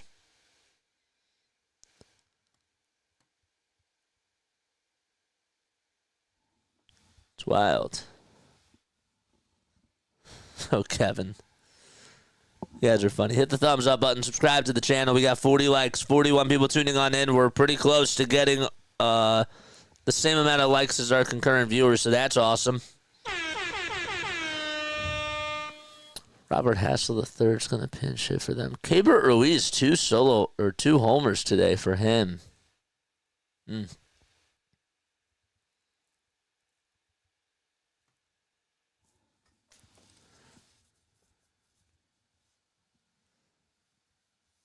When I do, it's usually something that's exotic. If you make Larry laugh, you're funny. That's the truth. If you make Larry laugh, you are a funny person. That is a compliment. The pitch, ground ball, hit sharply over towards the first base side, and the flip back over towards Orion Kirkering to cover the bag is in time. There's Rob Thompson. They have him on the headset again. They just had him on the headset the last, NBC gets him on for the head to talk during every game.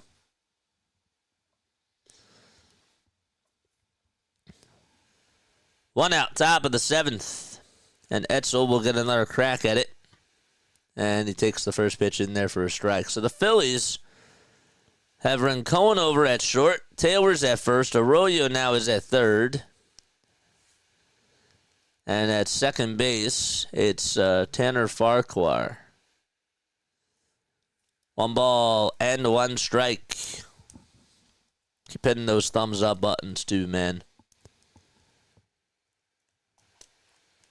Kirkering comes set, and the count is 1-2.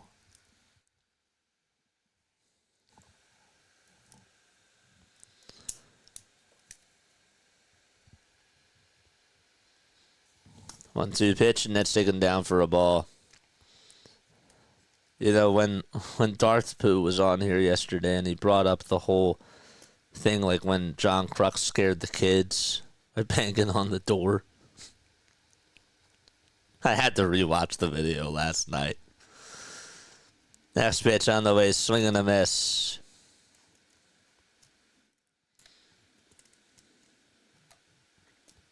And I still have yet to do my homework, John. I didn't forget. I did not forget. Just didn't have time to do it yesterday.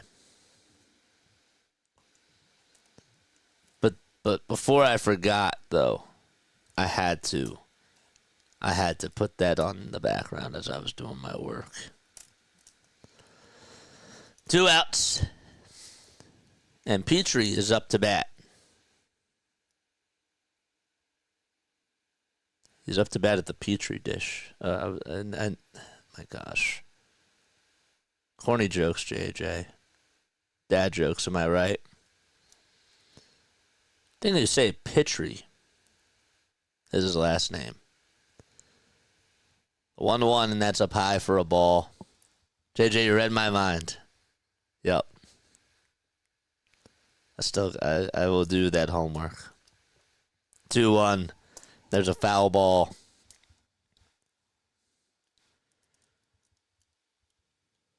Prince Farquhar. You mean Lord Farquaad? 2-2 pitch.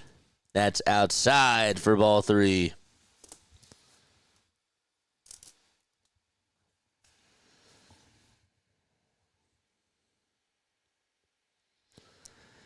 The payoff pitch. And there's a foul ball into the glove for strike 3. And that's going to end the inning. 98 miles per hour from Orion Kirkering. He looked really good today. And it's time to stretch out at Baycare Ballpark. And it's 3-0 Phils. Okay. So let's get our substitutions in there correctly.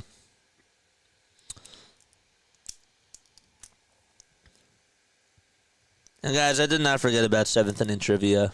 We're just not doing it during spring training because there's 163 games and I only get so many trivia questions. So I gotta save them. I do.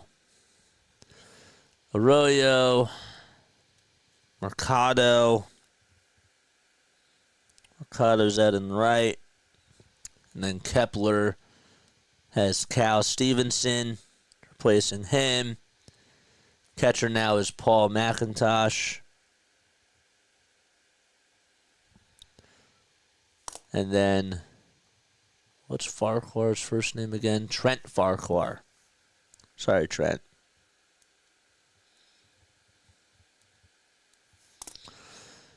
And then, who's playing in center now for Marsh?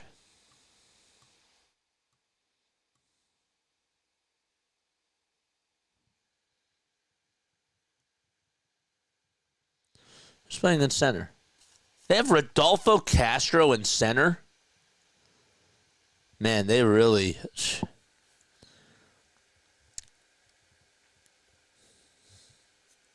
I guess if Wes was healthy, they would put Wes Wilson in there, but Rodolfo Castro. Is this his first time playing outfield in spring training? Never seen him play outfield before. Huh.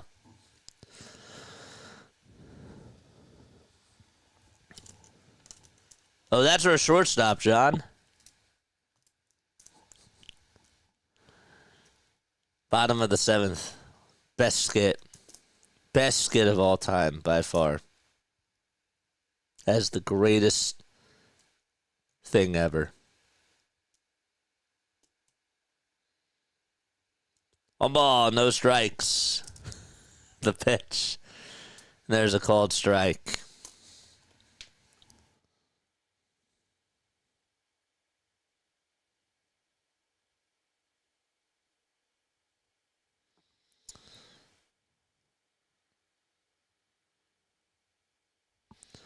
Pitch. It's 2 balls, 1 strike. John, I got a story for you. It's not really my story, but it's like I heard Al Michaels talk about it. 2-1 pitch, and that swung on and missed to Cal Stevenson. Montgomery is on the mound. And the 2-2 delivery, and that just misses outside for ball 3. Catcher thought it was strike 3.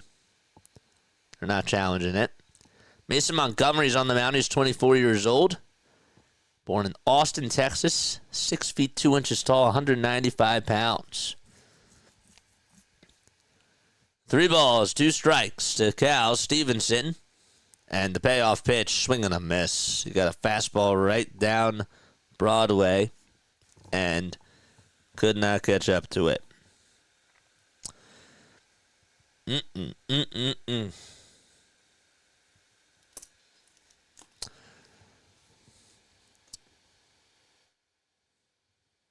So, this is how the story goes. I want to make sure I get it correct. Pitch on the way. There's a line drive caught over at shortstop. And there is out number 2.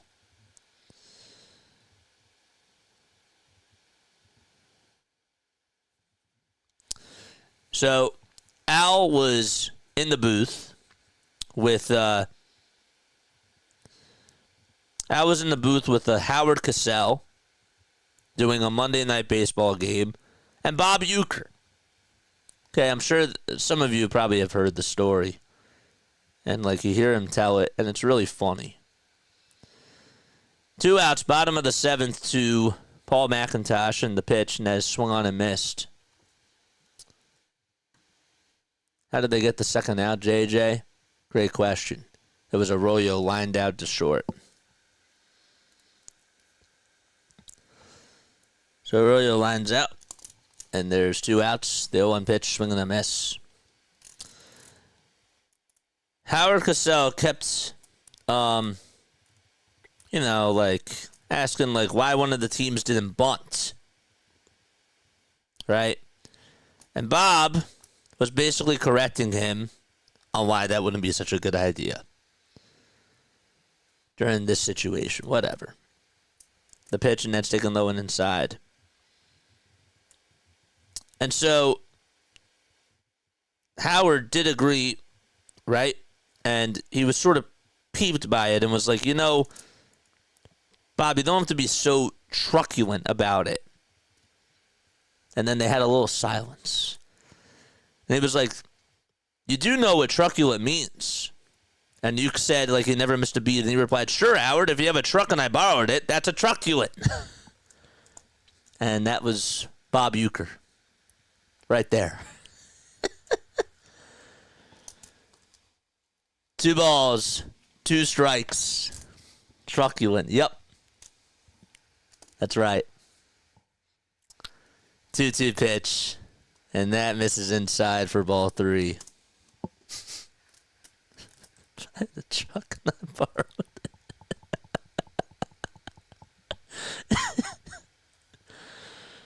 Such a great story. 3 balls, 2 strikes, and the pitch. And that is swung on and missed by Rodolfo Castro. And we go to the top of the 8th. So, Phillies lead it 3-0. And the Rays are down to their final 6 outs. This might be a short game today. Oh, please, did I jinx this? Don't tell me I jinxed that. The pregame beer chug is funny. Sure it is. Hit the thumbs up button, folks, and subscribe to the channel as well. Oh, I forgot that we have another chat on here, too. I'm sorry about that. What's up, Nick? How are you, my friend?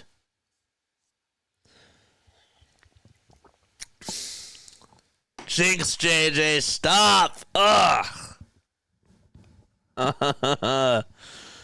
No!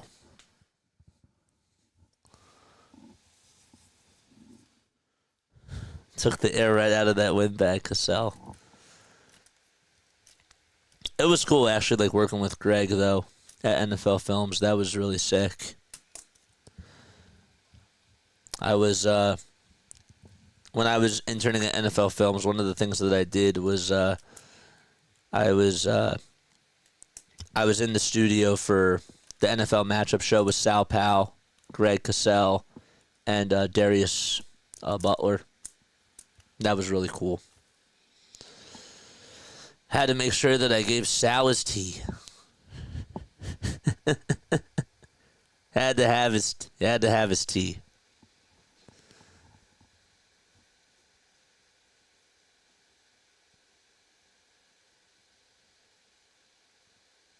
Nice and warm too.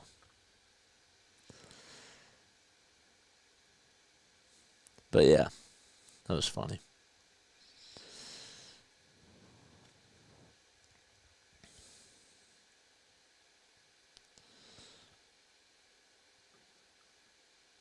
Three nothing Phils. Cabrera's going to pitch as we go to the top of the 8th inning. Nobody on, nobody out. Well, you start off the inning that way, so there you go. First pitch, and that's taken for a called strike to Kinney. Cooper Kinney struck out in the 5th and is 0 for 1 today. Cabrera gets set just above the letters. Wind is blowing a little bit. It's getting a little bit more breezy. The 0-1 delivery, and that changeup is swung on and missed. It was in the dirt.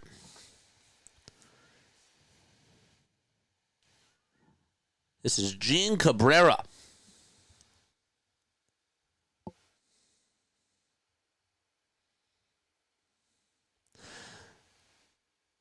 No, but it had to be like right hot, like out of the pot type of a thing. Like that's how it was. It didn't matter how hot it was, like it had to be fresh. No balls, 2 strikes. And the pitch. And that is taken in the dirt for a ball. See, like, I can't just have, like, I gotta wait like a couple of minutes just to have it hot. You know what I mean? Like I gotta let it cool down. Nope. I'm over in on Twitch chat. Oh. Come on, JJ. I forgot about that today. 1-2 pitch, and there's a fly ball hit out over towards center field. And the catch is made by Rodolfo Castro, and there's one away. All right, give me 1 sec. I forgot about my Twitch stream today. Sorry, Twitchers. I really need to do a better job at that, too. I'm really happy that you said something, because I'm really annoyed that I forgot all about it. I'm trying to get monetized on there, too. It has less of a delay than YouTube. Well, go on over to Twitch, everybody. No balls, 1 strike. And Jones is coming up.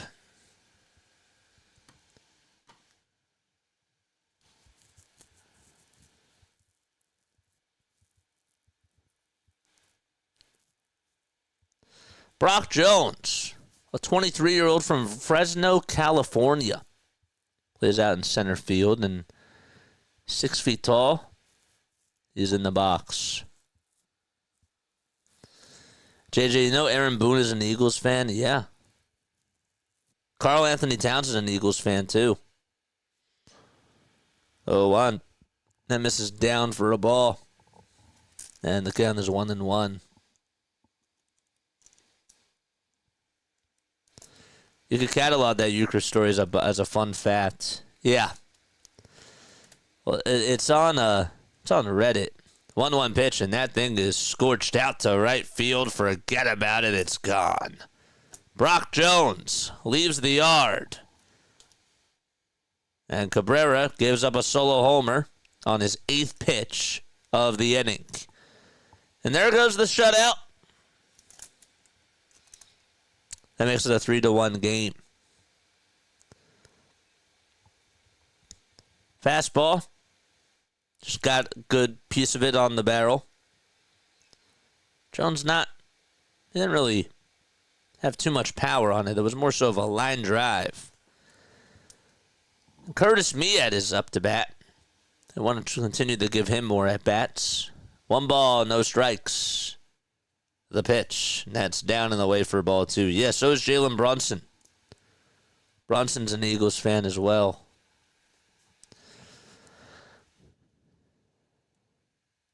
Isn't Brad Marchand an Eagles fan or something like that? 2-0 pitch. That's inside for ball 3.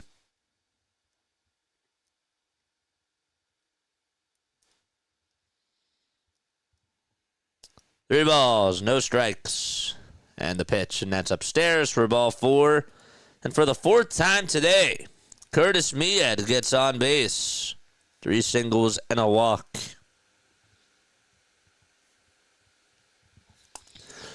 And so the tying run is coming up to bat. Thanks, JJ, for jinxing it. You're welcome. No problem at all. That's what comes with streaming. The pitch. That's taken down for a ball. Janovis is up to bat. He's pinch hitting for Rortvet. And the next pitch he sees is down and in for ball 2.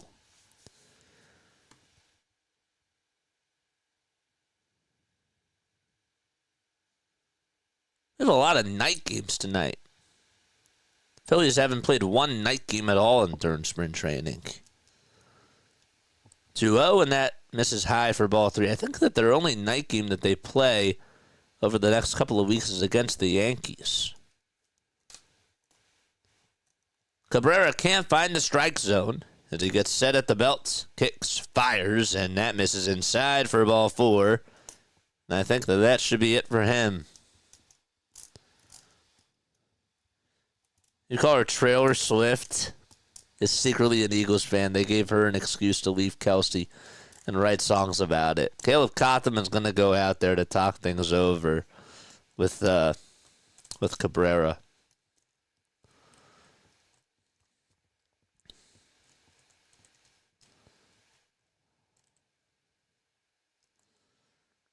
And I'll try to calm them down. Calm the storm down. I sound calm. But it's a 3-1 game.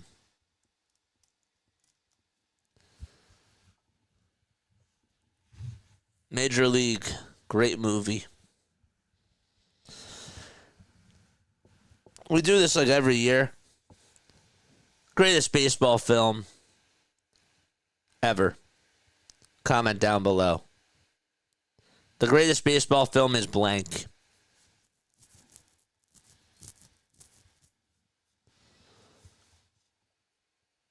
This is why the JJ Freaks are the best. There's a lot of reasons why we're the best. This is one of them. Because we have fun. We have a nice chat. Who doesn't want to be a part of this? 1 out and the pitch, and it's down for a ball.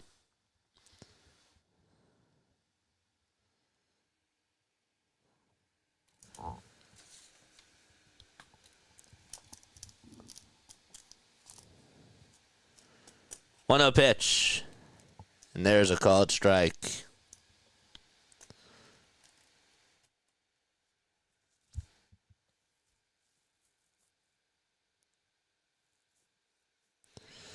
Isaac is in the box, and the 1-1 delivery, swing and a miss on a changeup that disappears out of the zone.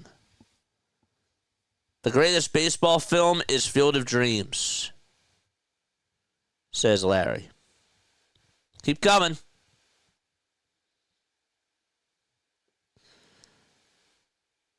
One, two. That's down for ball 2. Field of Dreams is in my top 5. I bet you don't know what my number 1 is. 2-2 pitch, and there's a backdoor sweeper that's in there for a called strike 3.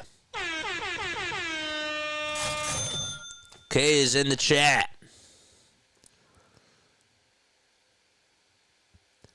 Jason Kelsey was on the Phillies show today with Jim Salisbury and Ruben Amaro Jr. I'll have to check that out. I want to see my man talk baseball.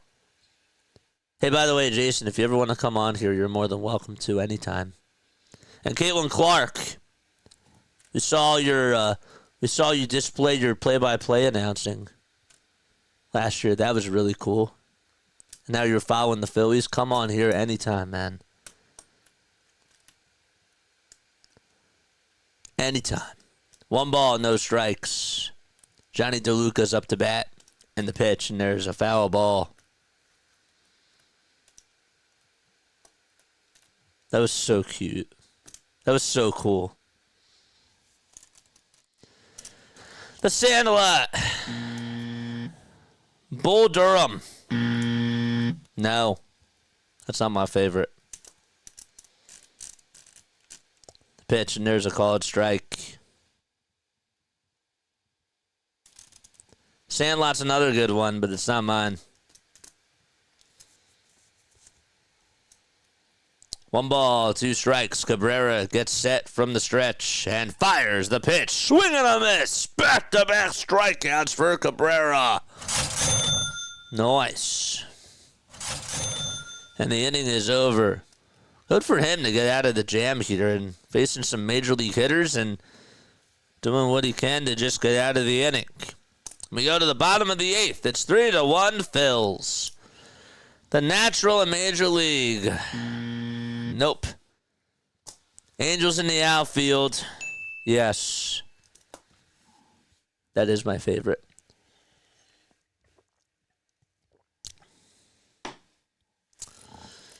My order goes like this. Okay. Angels in the outfield 1.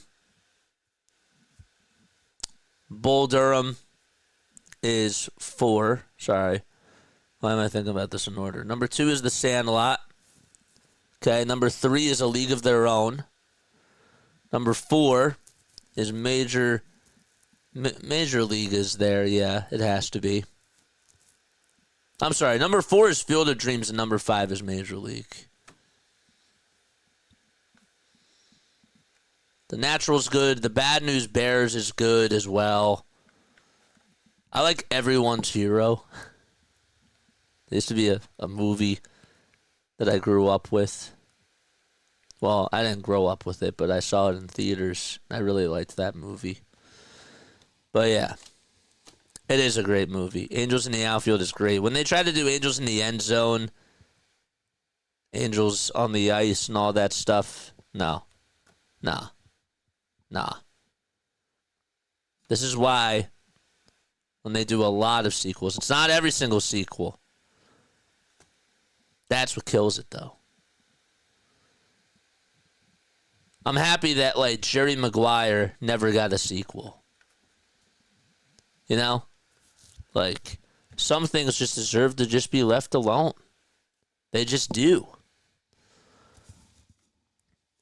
8 Men Out is good. That's true. Honorary mention, Brewster Millions for all you millennials. I'll have to watch.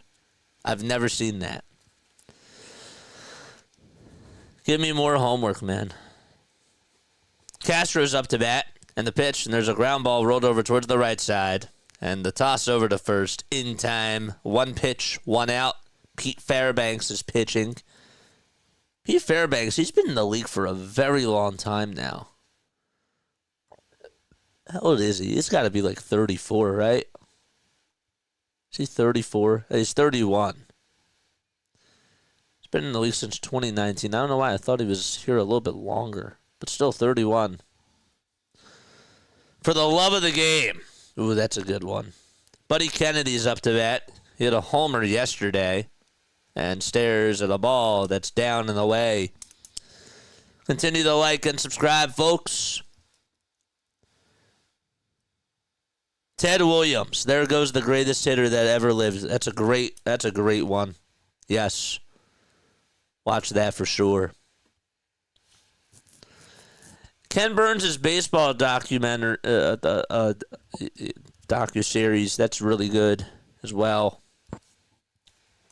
Ken Burns, we actually got to, during one of our classes, like one of our professors, when I was a film major, he, at the very end of the semester, he got to FaceTime with us, which was really cool to just be able to talk to him.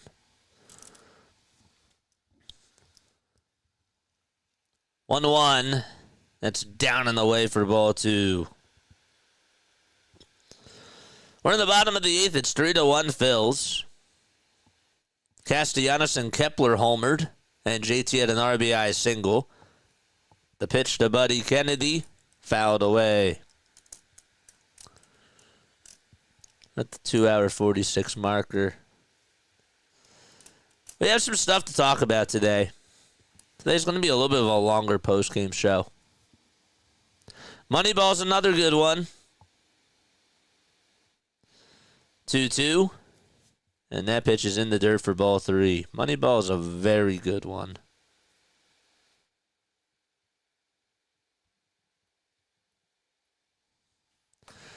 Fever pitch with Jimmy Fallon and Drew Barrymore. You guys see that? That's a cute movie. 3-2. There's a foul ball.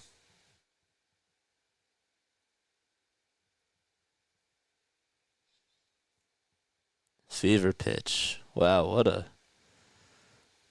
what a movie that was. The Rookie, good one.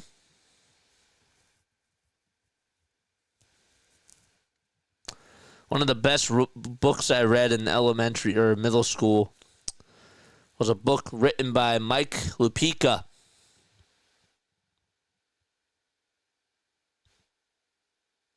Heat ball. Pitch is down for ball 4. And Mercado is up to bat.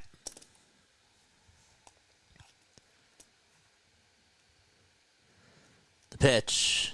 High and inside for a ball.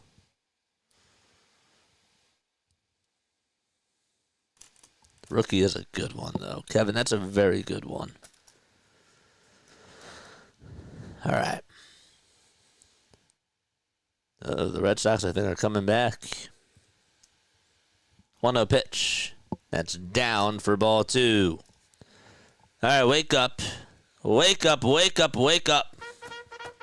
We got a base runner. George! JJ, what's your favorite show? Funny that you asked that, Falco. 2-0 pitch. That is just inside for ball 3. I have been on a nostalgia tour on YouTube.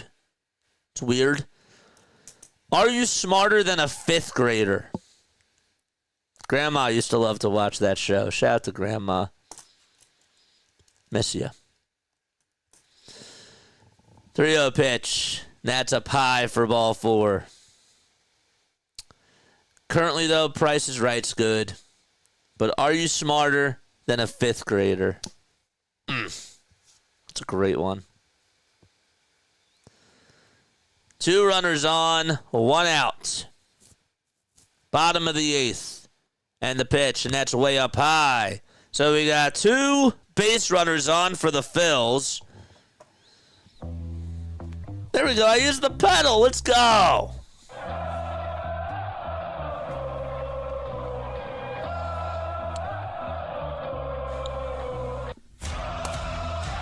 Let's go, baby. Get some more runs.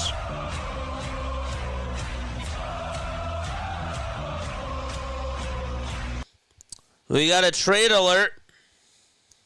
We got a trade alert. Oh, boy. Sound the sirens. 1-0 pitch.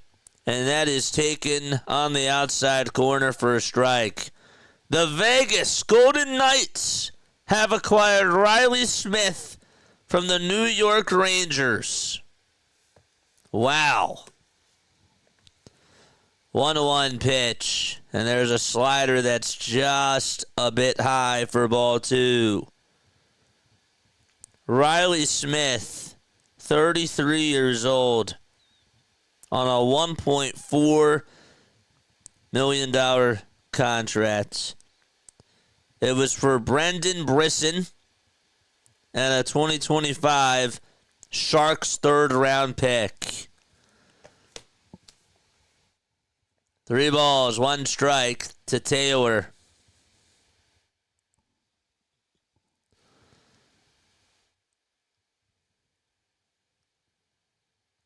The 3-1, high for ball 4. And Fairbanks does not look good. Base is now loaded in the bottom of the 8th inning. Let's go. 1 out.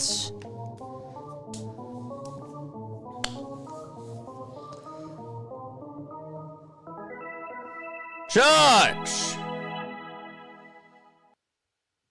Riley Smith, man.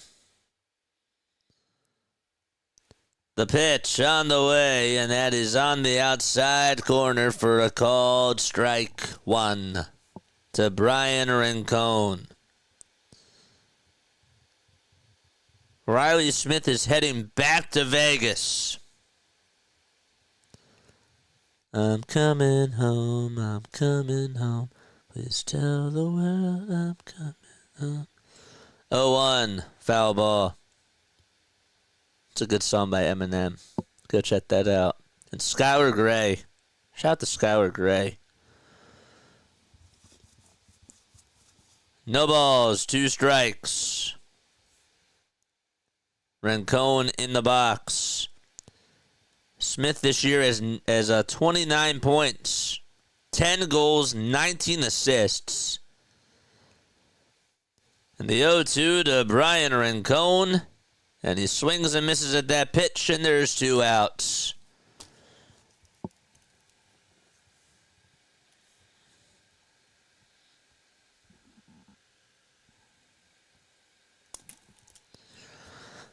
So bases loaded, 2 outs. Bottom of the 8th.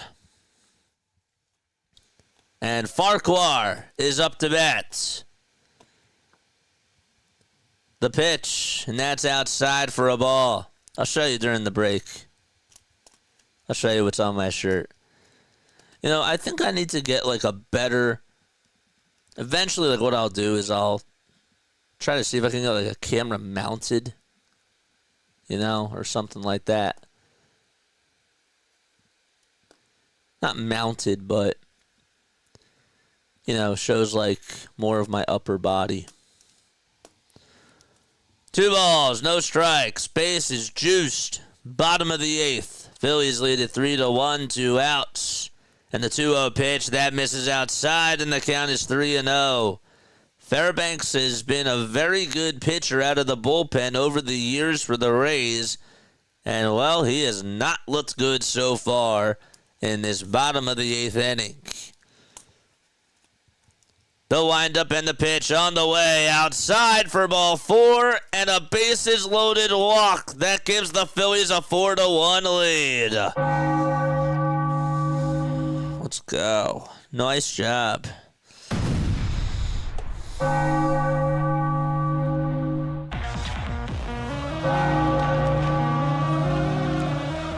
And Kevin Cash is going to go out there, and that's going to be it for Fairbanks.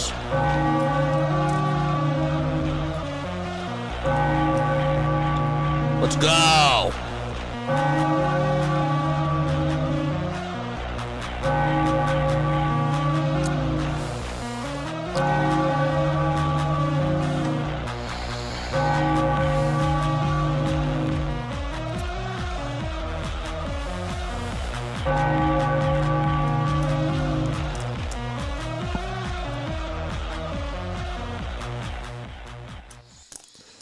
Four to one, baby.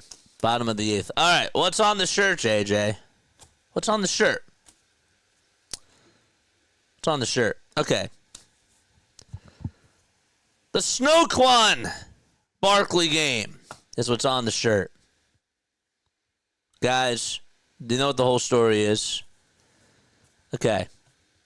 So we got play-by-play with JJ filed as a business, right? Like, finally got it filed like 2 months ago, which was really, really sick. It was really awesome.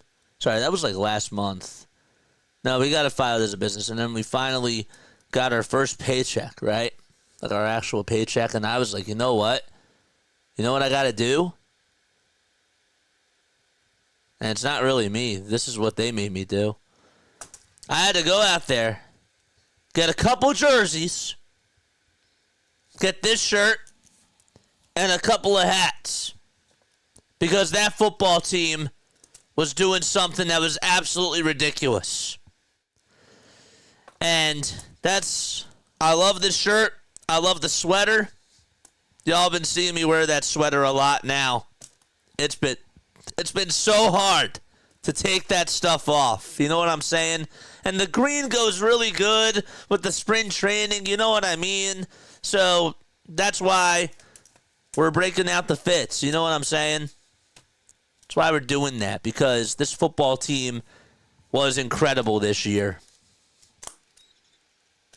2 outs, bottom of the 8th. Cal Stevenson up to bat against Martin. And the pitch. And that is taken for a called strike right down Broadway. It is a pretty cool shirt. I had to get it. I'm sorry. We had to go all out. First paycheck comes, and you got to go all out. And that was the right time to do it. 0-1 pitch, and that is taken inside for a ball. Can we win a hat? Now, that's a great question. I wasn't going to spill the tea, but when we do our 48 hours of streaming for getting the 5K, we are doing giveaways, folks. 1-1 pitch, swing and a miss. I'm not saying much more about that. I'm so bad at leaking. That's the one thing that you're going to learn about me, but I will keep you all guessing as to what the giveaways are going to be. 1-2. That's outside for ball 2 to Cal Stevenson. Bases loaded, 2 outs, bottom of the 8th, 4-1 Phils, 2 balls, 2 strikes. Martin is pitching. And here comes the next pitch on the way. Check swing, foul ball. that goes right behind the plate, luckily enough.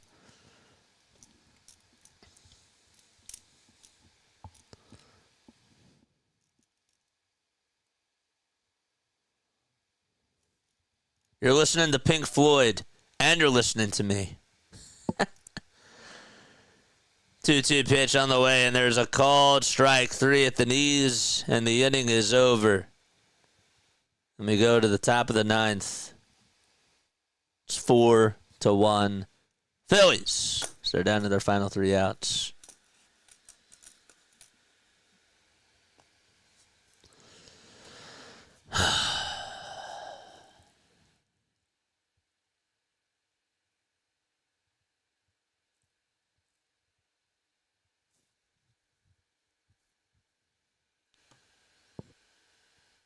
The ratings for tonight's Sixers-Celtics game is going to suck.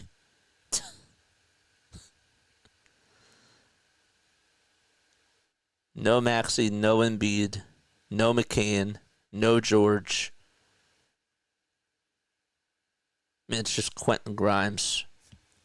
That's it. We got a post-game show after this. So make sure you guys hit the thumbs up button and subscribe to the channel too. Guys, please tell your friends and family members about this channel. For those of you that are out of the Philadelphia area, I really, really am trying to grow the channel more this year and do more out of market games. I know that there's people that aren't Philadelphia fans and they're like, well, I don't want to tune into you because, no offense, you do Philadelphia games. Fine. Be that way. I'll just have to do more games. That's what I'm going to do. I want to get more people involved on this. That's cool. We're still obviously going to be covering Philly games, but we will expand because that's what some people want. And if you want to reach bigger audiences, you want to get to bigger markets, you got to think big to be big. And that's the truth. So that's what we're going to do. Sunday Night Baseball is going to be fun this year. Oh, it's going to be great. And opening day in Tokyo? Are you kidding me? That's going to be a blast. That's going to be so cool.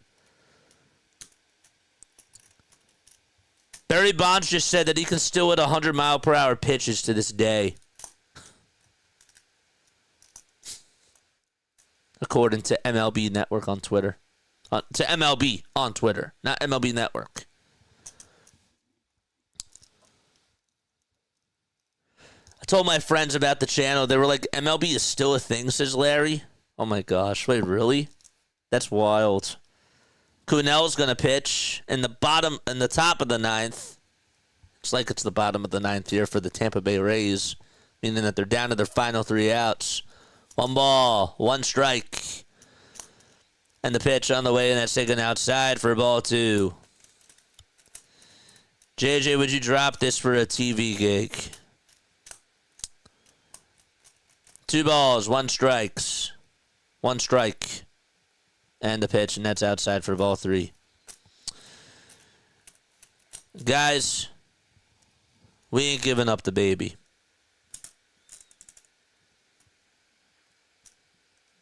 No.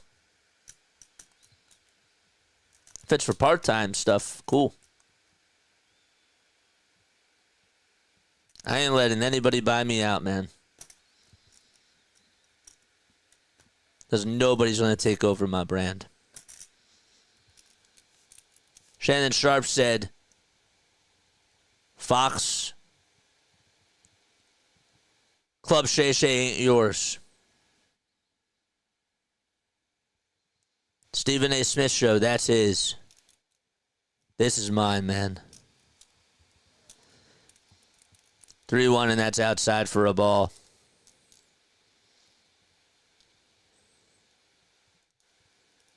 They want this as a TV show. We're doing it from the ground up. No stopping us. The pitch. There's a ground ball. Hit back up the middle to flip over to second base. It's not in time. And it was dropped by the second baseman, Rincon. Looked like the shortstop Lantigua tried to flip it back over to Rincon, and it was a really tough play. He had to go behind his back just to get the ball. It hit off the top of the hill, took a very weird bounce, and then went past the second baseman, and he still got there, but by the time they flipped it back over to shortstop, it was just a little bit low of a throw.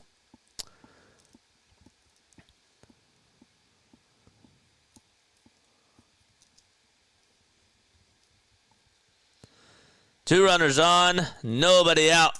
Top of the ninth, and the pitch. And that's taken outside for a ball. Yeah, nobody's going to buy us out. They can offer us whatever it is, man. We're staying true to ourselves. The pitch, and there's a swing and a miss.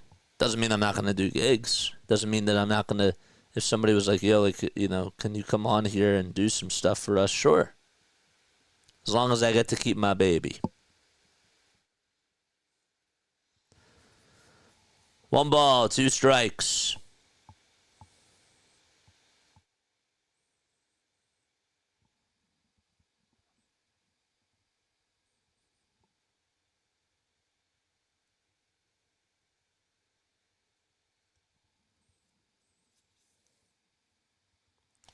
Larry, I brought you back to Major League Baseball. Let's be real. 1-2 pitch, and that's taken outside and high for ball 2. I started the channel, first thing you know, one of my first viewers for baseball is that guy in the chat with a guitar in his profile pic. 2-2 pitch. That's in the dirt for ball 3. You got to give me credit.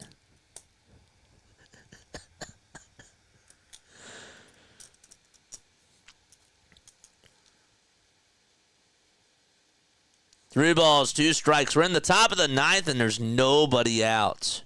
Well, that too. Yeah. It was me. Guys, I did it.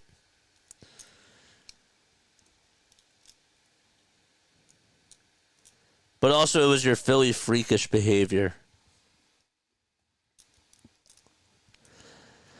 3 balls, 2 strikes. Cunell's pitching. Don't blow this, man. Come on. And the payoff pitch. Here it is. Swing and a miss. And that's going to get by the catcher. And going on over to second and third are the base runners. And covering home plate was Cunell. The catcher didn't even know where that thing was. And by the time he saw it, it took like 3 seconds. And that's a long time in baseball. Go after the ball. Just kidding.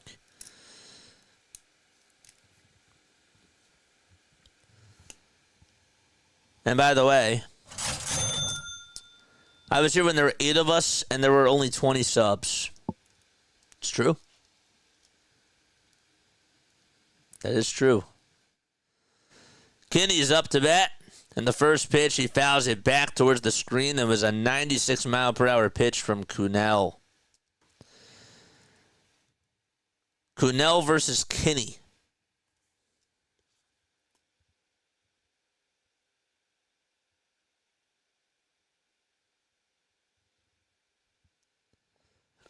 Oh, 1, swing and a miss.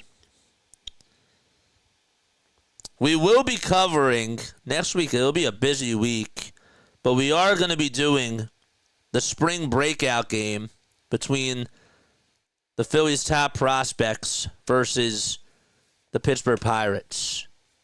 That would be really cool to cover. I'm going to do a special edition of that. And that'll be sick. 0-2 delivery. There's a bouncing ball hit over towards first base. 1 run's going to come home. Cunell has to go cover the bag, and he does. So it makes it 4-2. The runner from second goes on over to third base. Good job by Chad Cunell to go charge over to first base. It was a bouncing ball that ended up being way off the first base bag for the first baseman to go get to. And then Cunell hustled and beat out the hitter to first base. And the Rays, they are down to their final out. 4-2, top of the ninth. Never sell out, JJ. Nope, we're staying true to who we are, man. The pitch on the way. Fly ball hit out to deep right field, and we are tied up. Jones, for the second time today, has left the yard. And it's a brand new ball game in the top of the ninth inning. And this one goes on me. Because I jinxed us. What's up, Jason? Season's soon underway. I'll be here. Apologize, but despite the 76ers and won't listen to them, gave a like. I appreciate it, man. You don't have to listen to them. But I appreciate you for tuning in to me, man. I appreciate the support. The pitch to Curtis Mead, and that's down for a ball. The game is continuing, folks. It was 4-0, and now it's 4-4. 1 ball, 1 strike. Now you got to put blame on me where blame is due, because I jinxed us. 1-1 pitch, and there's a line drive base hit out to right field, and it's an opposite field single by Curtis Mead. This guy Jones has destroyed us today. Brock Jones, 23 years old. Remember the name. Remember the name Brock Jones.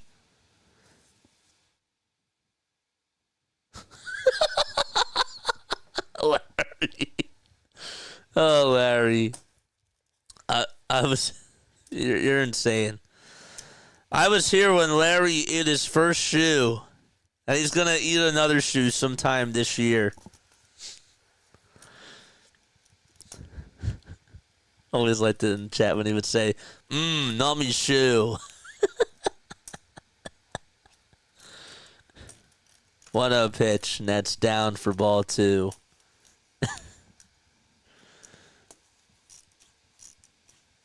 You can see me drunk? Yeah. Not on stream, though. That's another story for another day, actually. 2-0 pitch, and that's inside for ball 3. It was 4-2. The Rays, of course, were down to their final out. And Kunal was like, let me continue the game. 3-0 pitch, that's high and inside for ball 4. And now put runners over at first and second, and Rob Thompson is going to make a move. 25 pitches, and his afternoon is done. I'm on all shoe diet. Yes. All right. Well, at least I got to spend more time with y'all. I was just going to say great things today. And Kunal was like, hold off on that, JJ. Let me give up a meatball down the plate to Brock Jones. And that name is a very sick baseball name, by the way. Brock Jones is a very good one. Brock Jones also sounds like a great football name. That's a good basketball name, too. Brock Jones from 3. Yeah, like that's sick.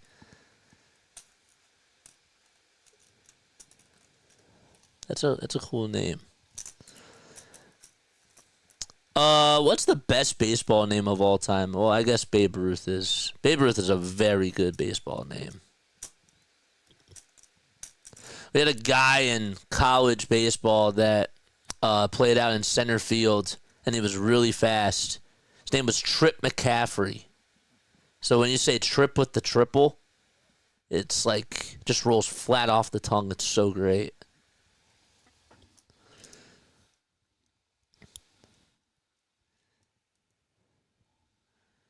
Oh, Asia. I probably got about 25 notifications 2 days ago. My phone was blowing off about Saquon. He's ours, though.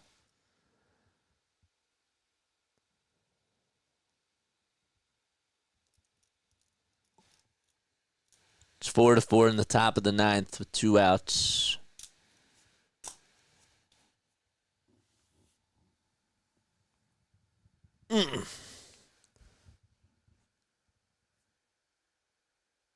Oh boy, villain. I hope that you're all right, man.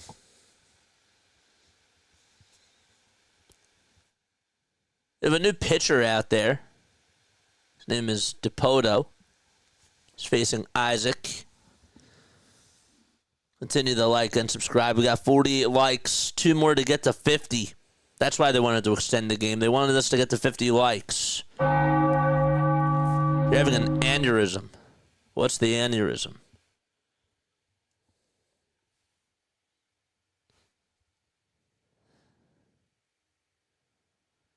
One, and that misses in. Actually, it got a piece of the jersey.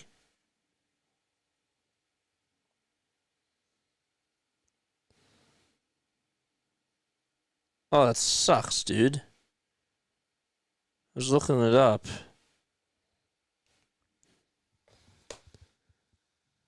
Shoot. Dude, I hope you're all right, man. Bases loaded, 2 outs, top of the ninth, and the pitch, and that's high and inside. I thought that meant something else. I thought that meant like I have a confession to make. Shoe fly pie.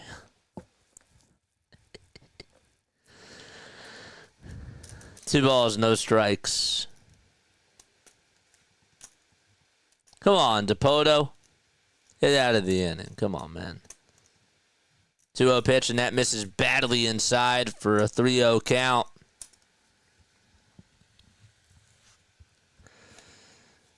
One more ball, and Tampa Bay will take the lead. 2 outs, top of the ninth inning. Dipoto comes set and fires and throws a strike. Ladies and gentlemen, he finds one in the strike zone.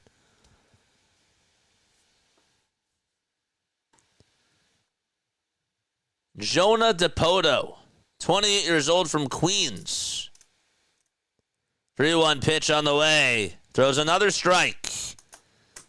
And it is a full count. Come on, strike him out.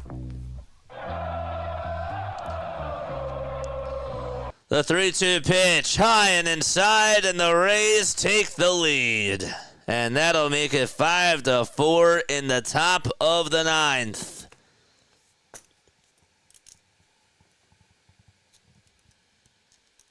They have come back.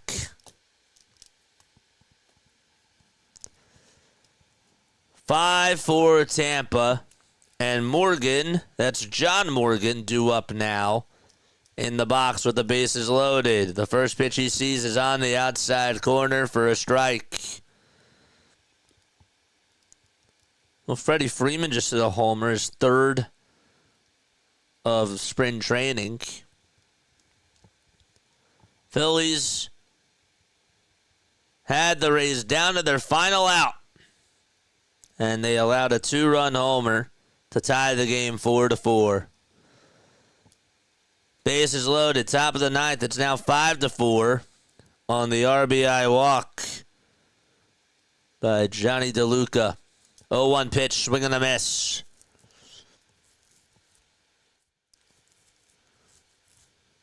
Come on, I want us to win. I just want us to win. I know it's spring training, but I want wins. 0-2 pitch. There's a foul ball. The game was going so smooth up until I jinxed us. Shut up, JJ.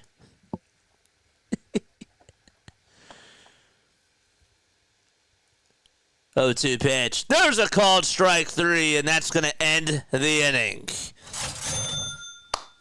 Okay.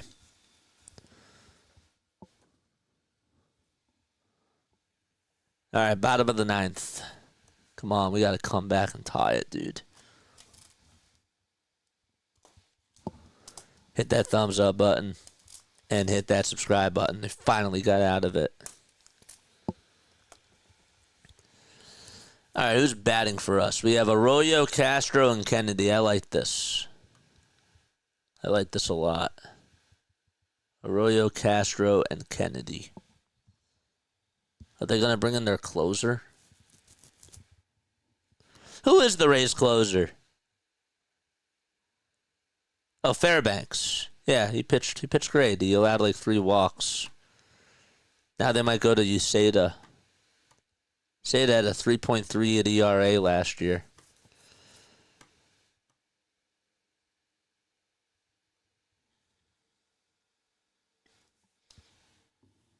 All right.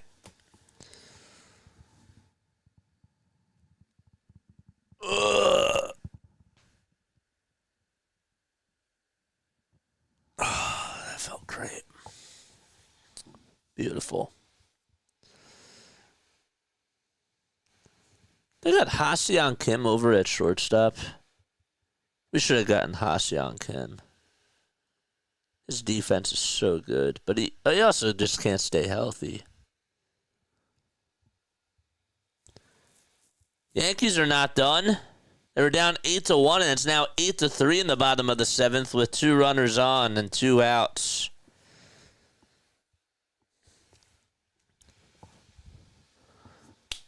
Hit that thumbs up button, baby. We got the 50 likes again.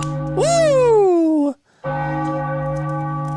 It took us for the game to get extended for us to do that. That's why I did it. I'm sorry, guys. I'm sorry I had to jinx us. But I had to do it for the better of the channel. All right, bottom of the 9th. And who's up to bat? It's Christian Arroyo. Wiles is pitching. First pitch to Arroyo, strike 1. It's a cutter at 88 miles per hour. The comeback has me having one, bro. Let's go. 0-1 pitch to Arroyo, and that's sticking up high for a ball.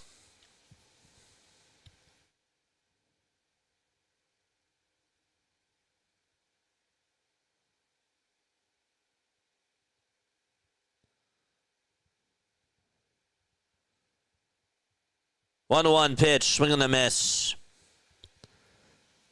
We have the Hospital Celtics and the Sixers tonight, says Key.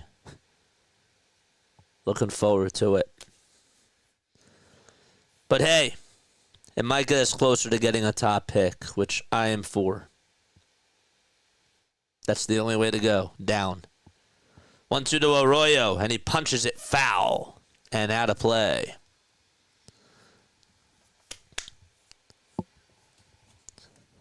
If we come back and win, I'll eat 5 burgers on stream. Just kidding.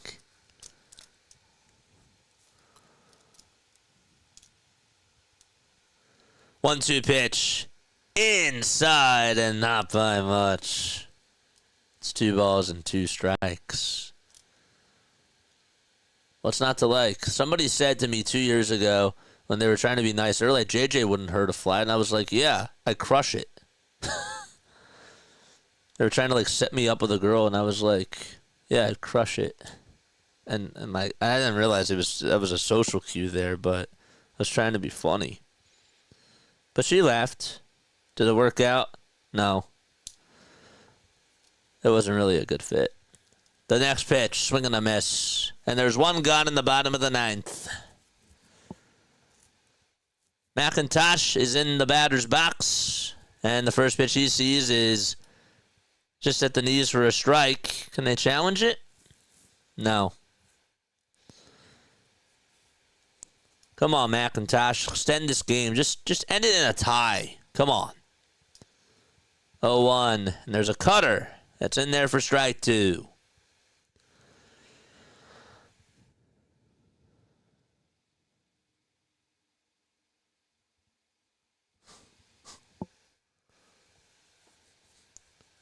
Oh, 2 pitch. Foul ball back over towards the screen.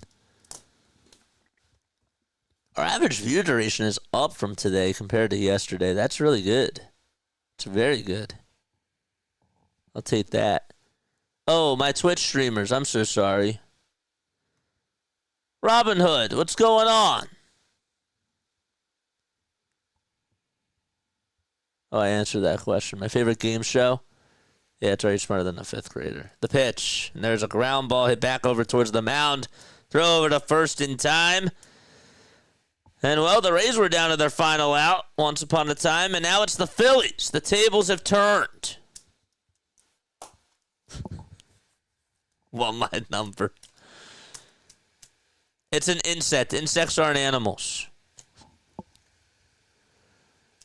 Rodolfo Castro's up to bat on the left side, and the first pitch he sees is down and in for ball one. Castro grounded out in the eighth. The 1-0 pitch on the way, swing and a miss.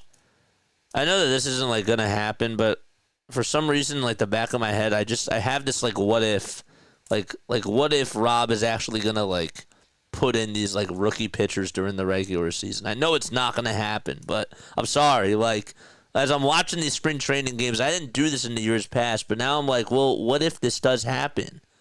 I'm sorry, I don't mean to like give other people nightmares. 1-1. That misses inside for ball two.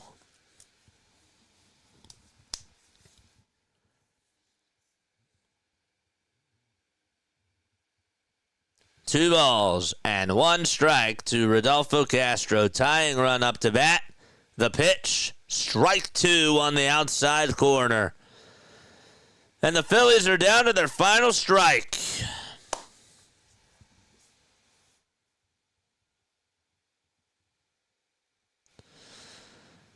The next pitch on the way.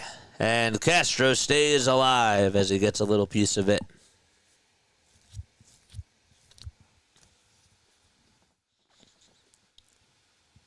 The spider.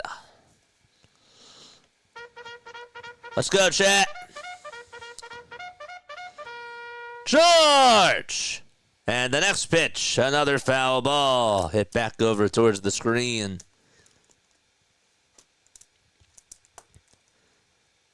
Whenever they're in this situation, it's always like, I don't know, it's like when you have that last person standing in dodgeball. 2-2 pitch. There's a fly ball hit out over towards left field. And on the run to make the diving catch is DeLuca. And that's going to end the ball game. That thing was dying out in left field, and still he was able to get it into his glove. And the Tampa Bay Rays, they have come back to beat the Philadelphia Phillies. And the Phillies losing streak does continue. Before you sign off, okay, I do have a post-game show, so you're more than welcome to stay tuned for that. And if you don't, then you know what, bye-bye. But before you leave, hit that thumbs up button and hit that subscribe button as well. And turn on the bell icons because we go live for Phillies, Sixers, and Eagles games. We'll be back on tonight for another Sixers Tankathon game. And then we also have another Phillies spring training game tomorrow. All right, let's.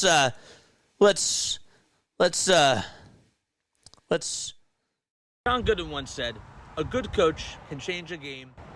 A great coach can." Okay, I'm sorry about that. My mouse was moving all along.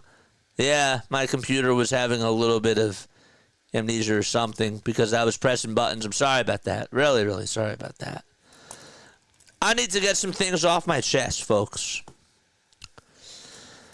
Note number one, Aaron Nola was phenomenal today. That knuckle curve, if he can throw that during the regular season, he might be up for potentially a Cy Young.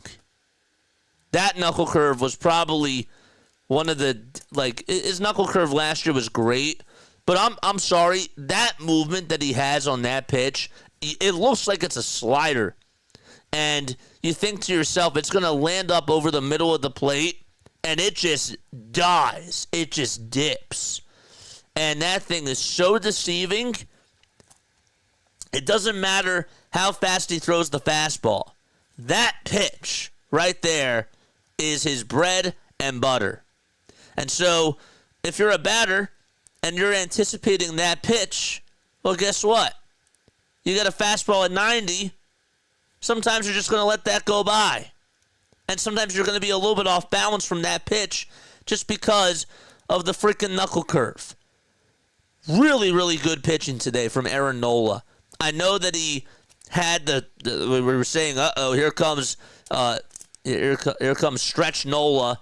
Here comes Aaron Nola winding from the stretch or delivering from the stretch or whatever. But he got out of that inning in the first inning and got Rortvedt to chase after 3 straight curveballs, 3 straight knuckle curves. It was his pitch today, man. And if that can continue to develop, if he can continue to throw that pitch this year, I'm telling you, he has the ability to be a top 5 pitcher with that pitch. I'm not blowing smoke up his butt. I know that this guy has gotten so much he has gotten so much hate over the years. Like, he's gotten so much criticism. And in 2023, I understood why during the regular season, because that guy was awful from the stretch. But last year he pitched so well, and I'm just saying, like, he has really good. He had really, really good stuff today. That is my number one takeaway. That is my number one positive from today, was that Aaron Nola looked like a Cy Young pitcher out there for 2 innings. And he had, 5 strikeouts. He allowed 2 hits, 1 walk. He was mowing down hitters with that pitch. It was scary good. Look out for Aaron Nola this year. Thing number 2 that I wanted to get to. Jose Alvarado. He might be back. He might be back. It's a little bit premature for me to say, but this is the 3rd outing in a row where he has reached triple digits with his fastballs and that cutter. My gosh. You think that thing's going to be straight and it's a 4-seam fastball, but that thing also just dips at the very last second as well. And he has worked on that cutter, and it has looked really sharp out there. If he wants to be the potential closer of this team, he's going to have to continue to throw those cutters and make sure that he gets the oomph and the velocity on it that he can, because that's a very good pitch. His slider looked really good today as well. Thought that he was able to get ahead in batters, and he didn't have to rely on the sinker all the time. He was reaching triple digits with the sinker, but the slider and the cut fastball, jeez, good stuff from him today. What else? What else do we have to say about the pitching? Joe Ross looks good. Overall, Ross, Romano, and Orion Kerkering pitched really, really well today. And the pitching did great. Orion had 2 strikeouts. His fastball looks good too. I liked his slider as well. And Joe Ross, not really overpowering you with like too many high heaters or whatever, but still reaching 94 to 96 with the fastball, which is pretty good. And the other off-speed pitches were pretty good as well. The Rays, I thought, were struggling hitting-wise today. I know that they didn't really play a lot of their starters, but those are the types of things that we need to see. And we haven't really been able to see it out of the bullpen over these last couple of days. We got a terrible outing from Matt Strahm. We got a bad outing from Joe Ross the other day. Romano gave up like 4 walks or whatever it was. So the fact that the bullpen came in today and did a good job firing on all cylinders, that is a big positive today, man. That is a very big positive. So that's awesome. That's really good stuff. Every pitcher today had a strikeout. Every pitcher today had a strikeout for the Phillies out of their bullpen. And then you get to the back part of the bullpen. Cabrera, Cunell, DePoto, yeah, they're not making the team, right? So we're not really taking a lot of stock into those things. Okay. Now to get to the nitty-gritty. JJ, Shane McClanahan is a great pitcher. Shane McClanahan has really good stuff. And while that is true, Let's pull up the window capture here. 1 second. Okay.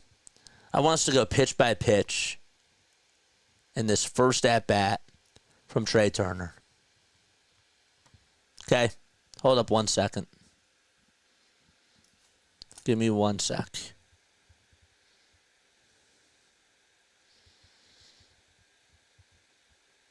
Okay. Look at these pitches. All right, I'm going to cover my face for a second. Look at these pitches. Okay. Four-seamer, 92. Takes it outside. Next pitch. Swings and misses. It's a four-seamer at 94. Chases after it. It's a little bit inside. It was actually running inside. You see these pitches, where they are.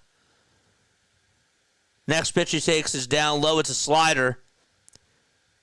The fourth pitch is in the dirt, and he chases after a slider. It's right down here. Look at where that pitch is, folks. Right down here. This is pitch number 4, if you can see my cursor. And the final pitch in the dirt again.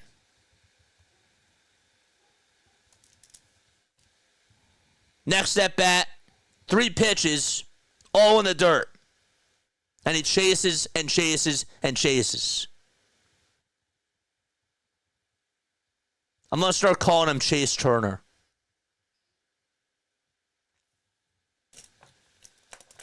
It has to stop. Don't give me that at spring training. Don't tell me that he just missed a homer in the 5th inning, because yes, he did. But there is no excuse in those first 2 at-bats for him to chase after all those pitches. And I'm not just singling Trey out here, even though it sounds like I am. This happened to Edmundo Sosa yesterday. This happened to Kyle Schwarber the other day, out of all people. He doesn't even chase that much. Nick Castellanos today was fishing after a lot of pitches, too. And I know that he had that home run. It's like that these guys just don't know how to hold their damn bats. Keep your eye on it, man. I'm not being negative Nancy here. I'm being realistic. Keep your eyes on that. Kyle Schwarber today swung very foolish. And he also missed a home run out to left field in his 3rd at-bat. When are these guys going to stop chasing pitches and just make these pitchers work?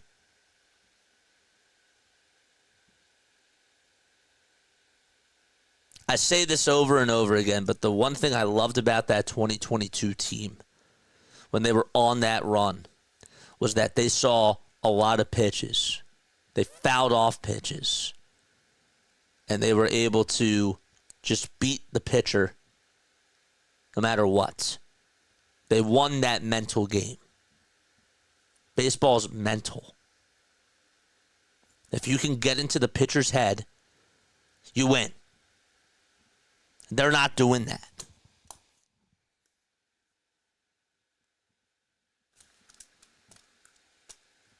So there you go. There you have it. That pissed me off.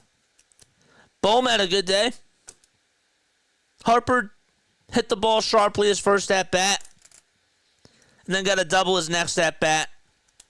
The strikeout wasn't such a good thing in the 5th, but I'll give him a pass today. Bohm going 1 for 3, though, was nice. Casty had a solo homer. Went back-to-back with Kepler. JT had the RBI single. Thought that was a good at-bat he had in the 6th. But, man, strikes out looking on 3 pitches after the back-to-back homers. Stott had a good day today. I know that the stats aren't going to show it, but he had a shot out to center field 2 shots out the center that were just right at the guys. The exit velos were big, just didn't get the results. He's seeing the ball better. And he's also not swinging early on in the counts, which I think is good for him. He's not, Bryson Stott to me is not a good, first pitch hitter. It's not really in his DNA. Could he become that eventually? Maybe. But you know what you have to do as a hitter, and I've learned this from other people that have talked to me from, playing the game and whatnot. In order for you to become a very good aggressive hitter early on in the counts, the one thing that you got to do is you have to make sure that you're doing whatever you can to foul off pitches in earlier at-bats during the season. And the more and the reason why is this. It's because the more pitches that you see, the better you're going to try to figure out a pitcher. If you're just swinging at the first pitch all the time, or if you're only taking 3 pitches per at-bat, you're not going to get to level 2. There's levels to this.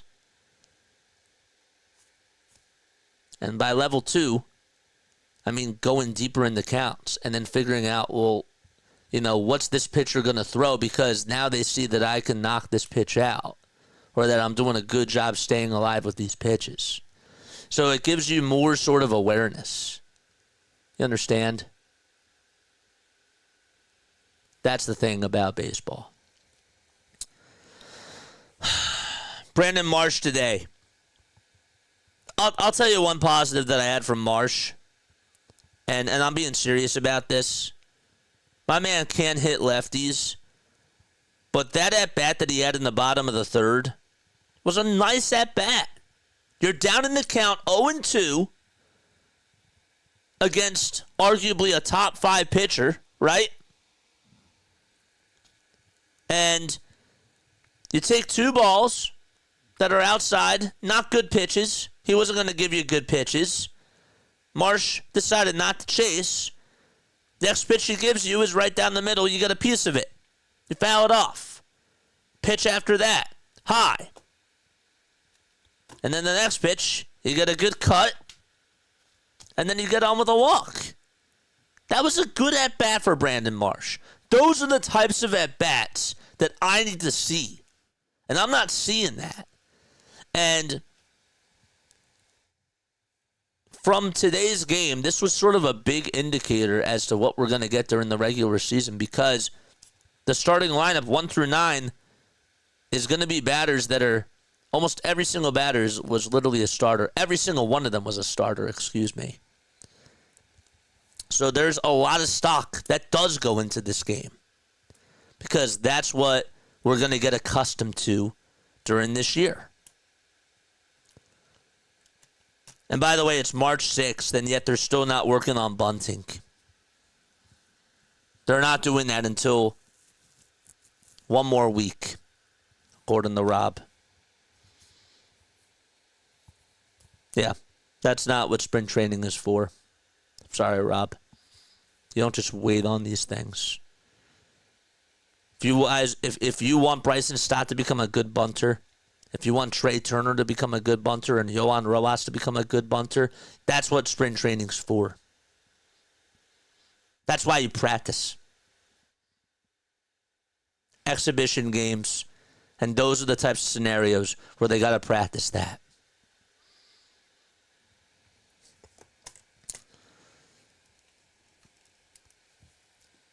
I like Mercado. I think he's good out in center. But yeah, when the backups came on in, there was nothing really for me to assess. Nothing really there at all.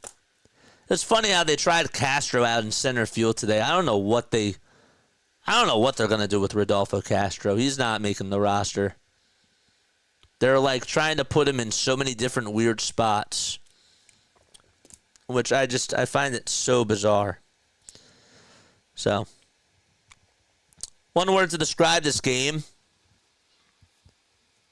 Comment them down below. Seeing more pitches gives more opportunities for the pitcher to make mistakes. Absolutely. Luca Arcani has Gabriel Rincones Jr. on his pod. Dude, I'll have to go check that out. That's so sick.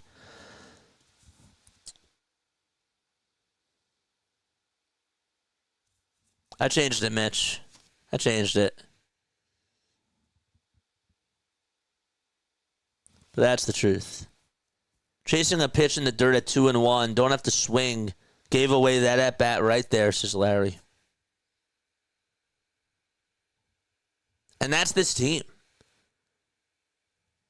Your leadoff hitter is supposed to set the tone, correct? I was actually fine with Kyle Schwarber in the leadoff spot because guess what? Who else ideally is going to be getting on base for us with this lineup? Schwarber sees pitches. Schwarber has patient approaches at the plate. That's why I think that Kyle doesn't get the love that he does deserve. Trey Turner, meanwhile, hacks at everything and plays the game like it's whack-a-mole. And then Nick Castellanos is digging after pitches. And he'll swing at everything.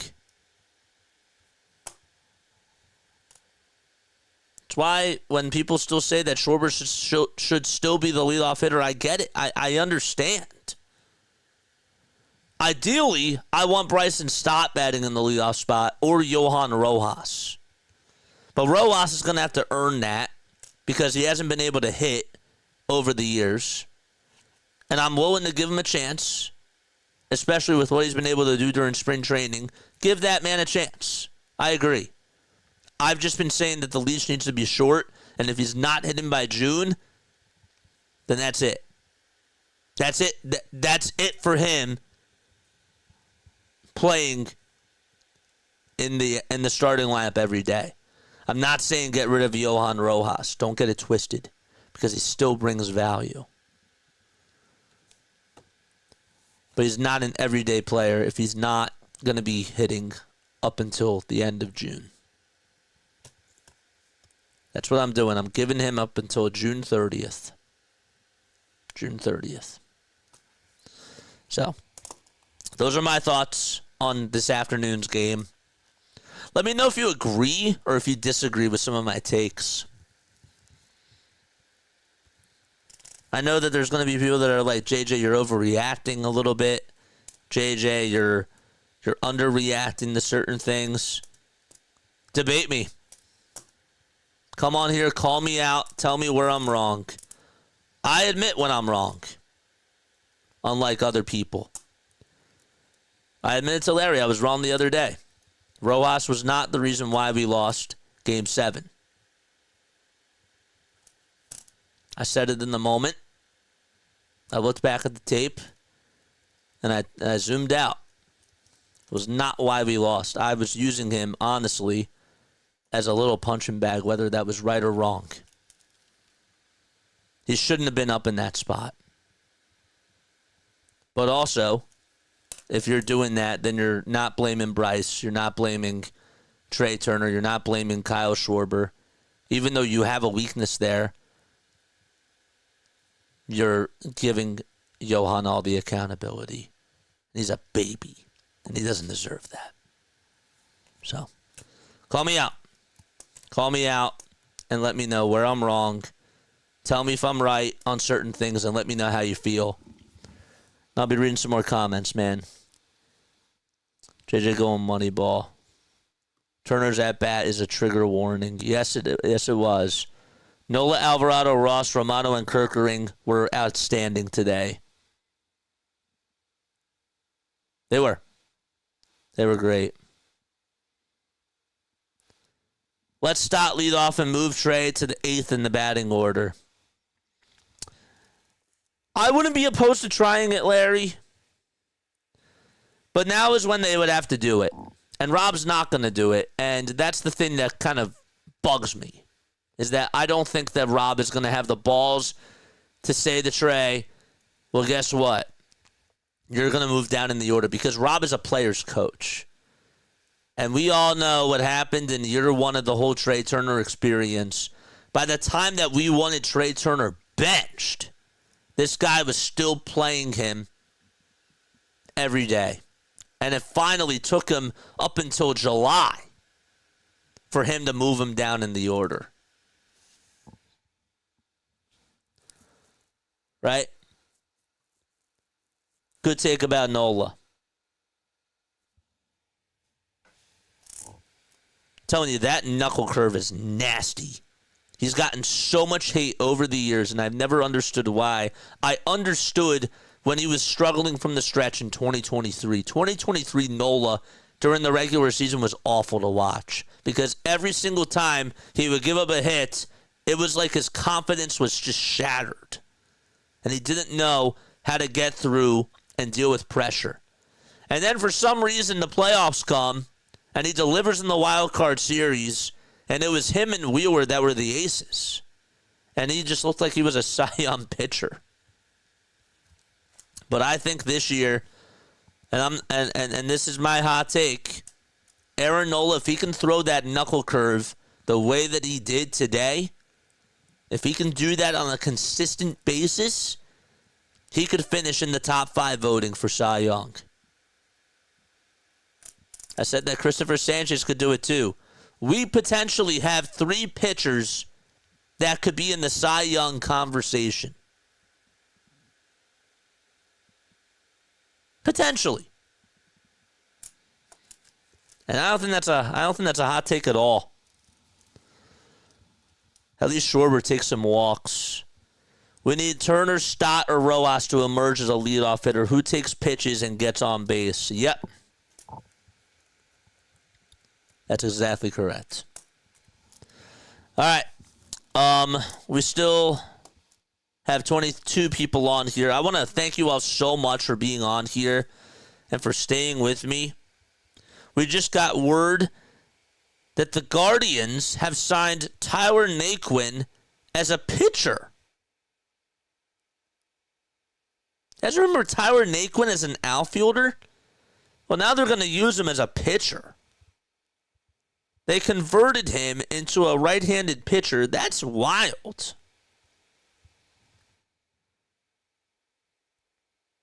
I hope for his sake he does good. Tyler Naquin. Maybe his career will get revitalized. I don't know. It's pretty wild. Love you guys. I'm out. Aloha. Yes, sir. Larry says that's not a hot take.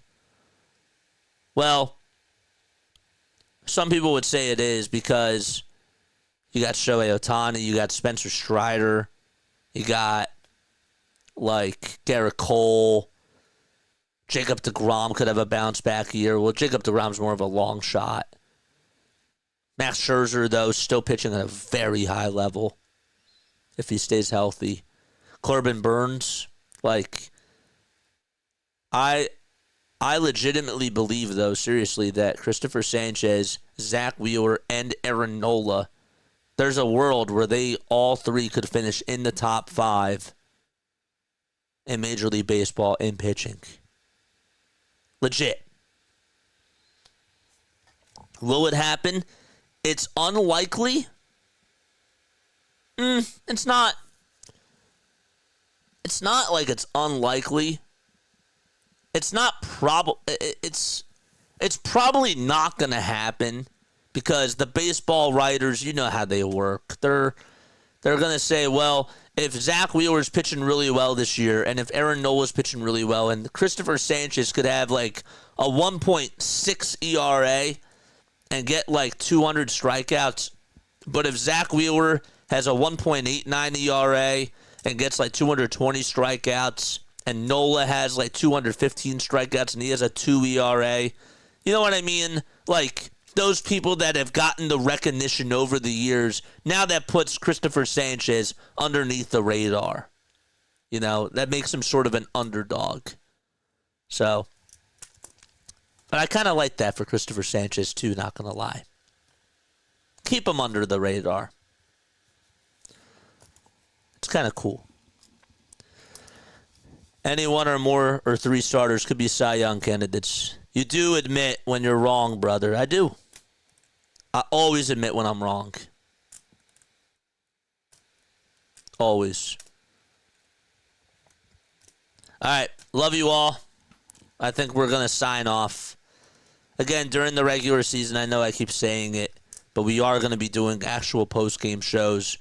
After each game, I'm going to be taking a break, and then we're going to be doing it'll take like a 5-minute break, and then we'll do a post-game show, and I'll have my monologue that I usually do, and then we're going to be taking phone calls, and we'll be on for like at least a half hour doing actual post-game shows, and we'll be talking about the Phillies.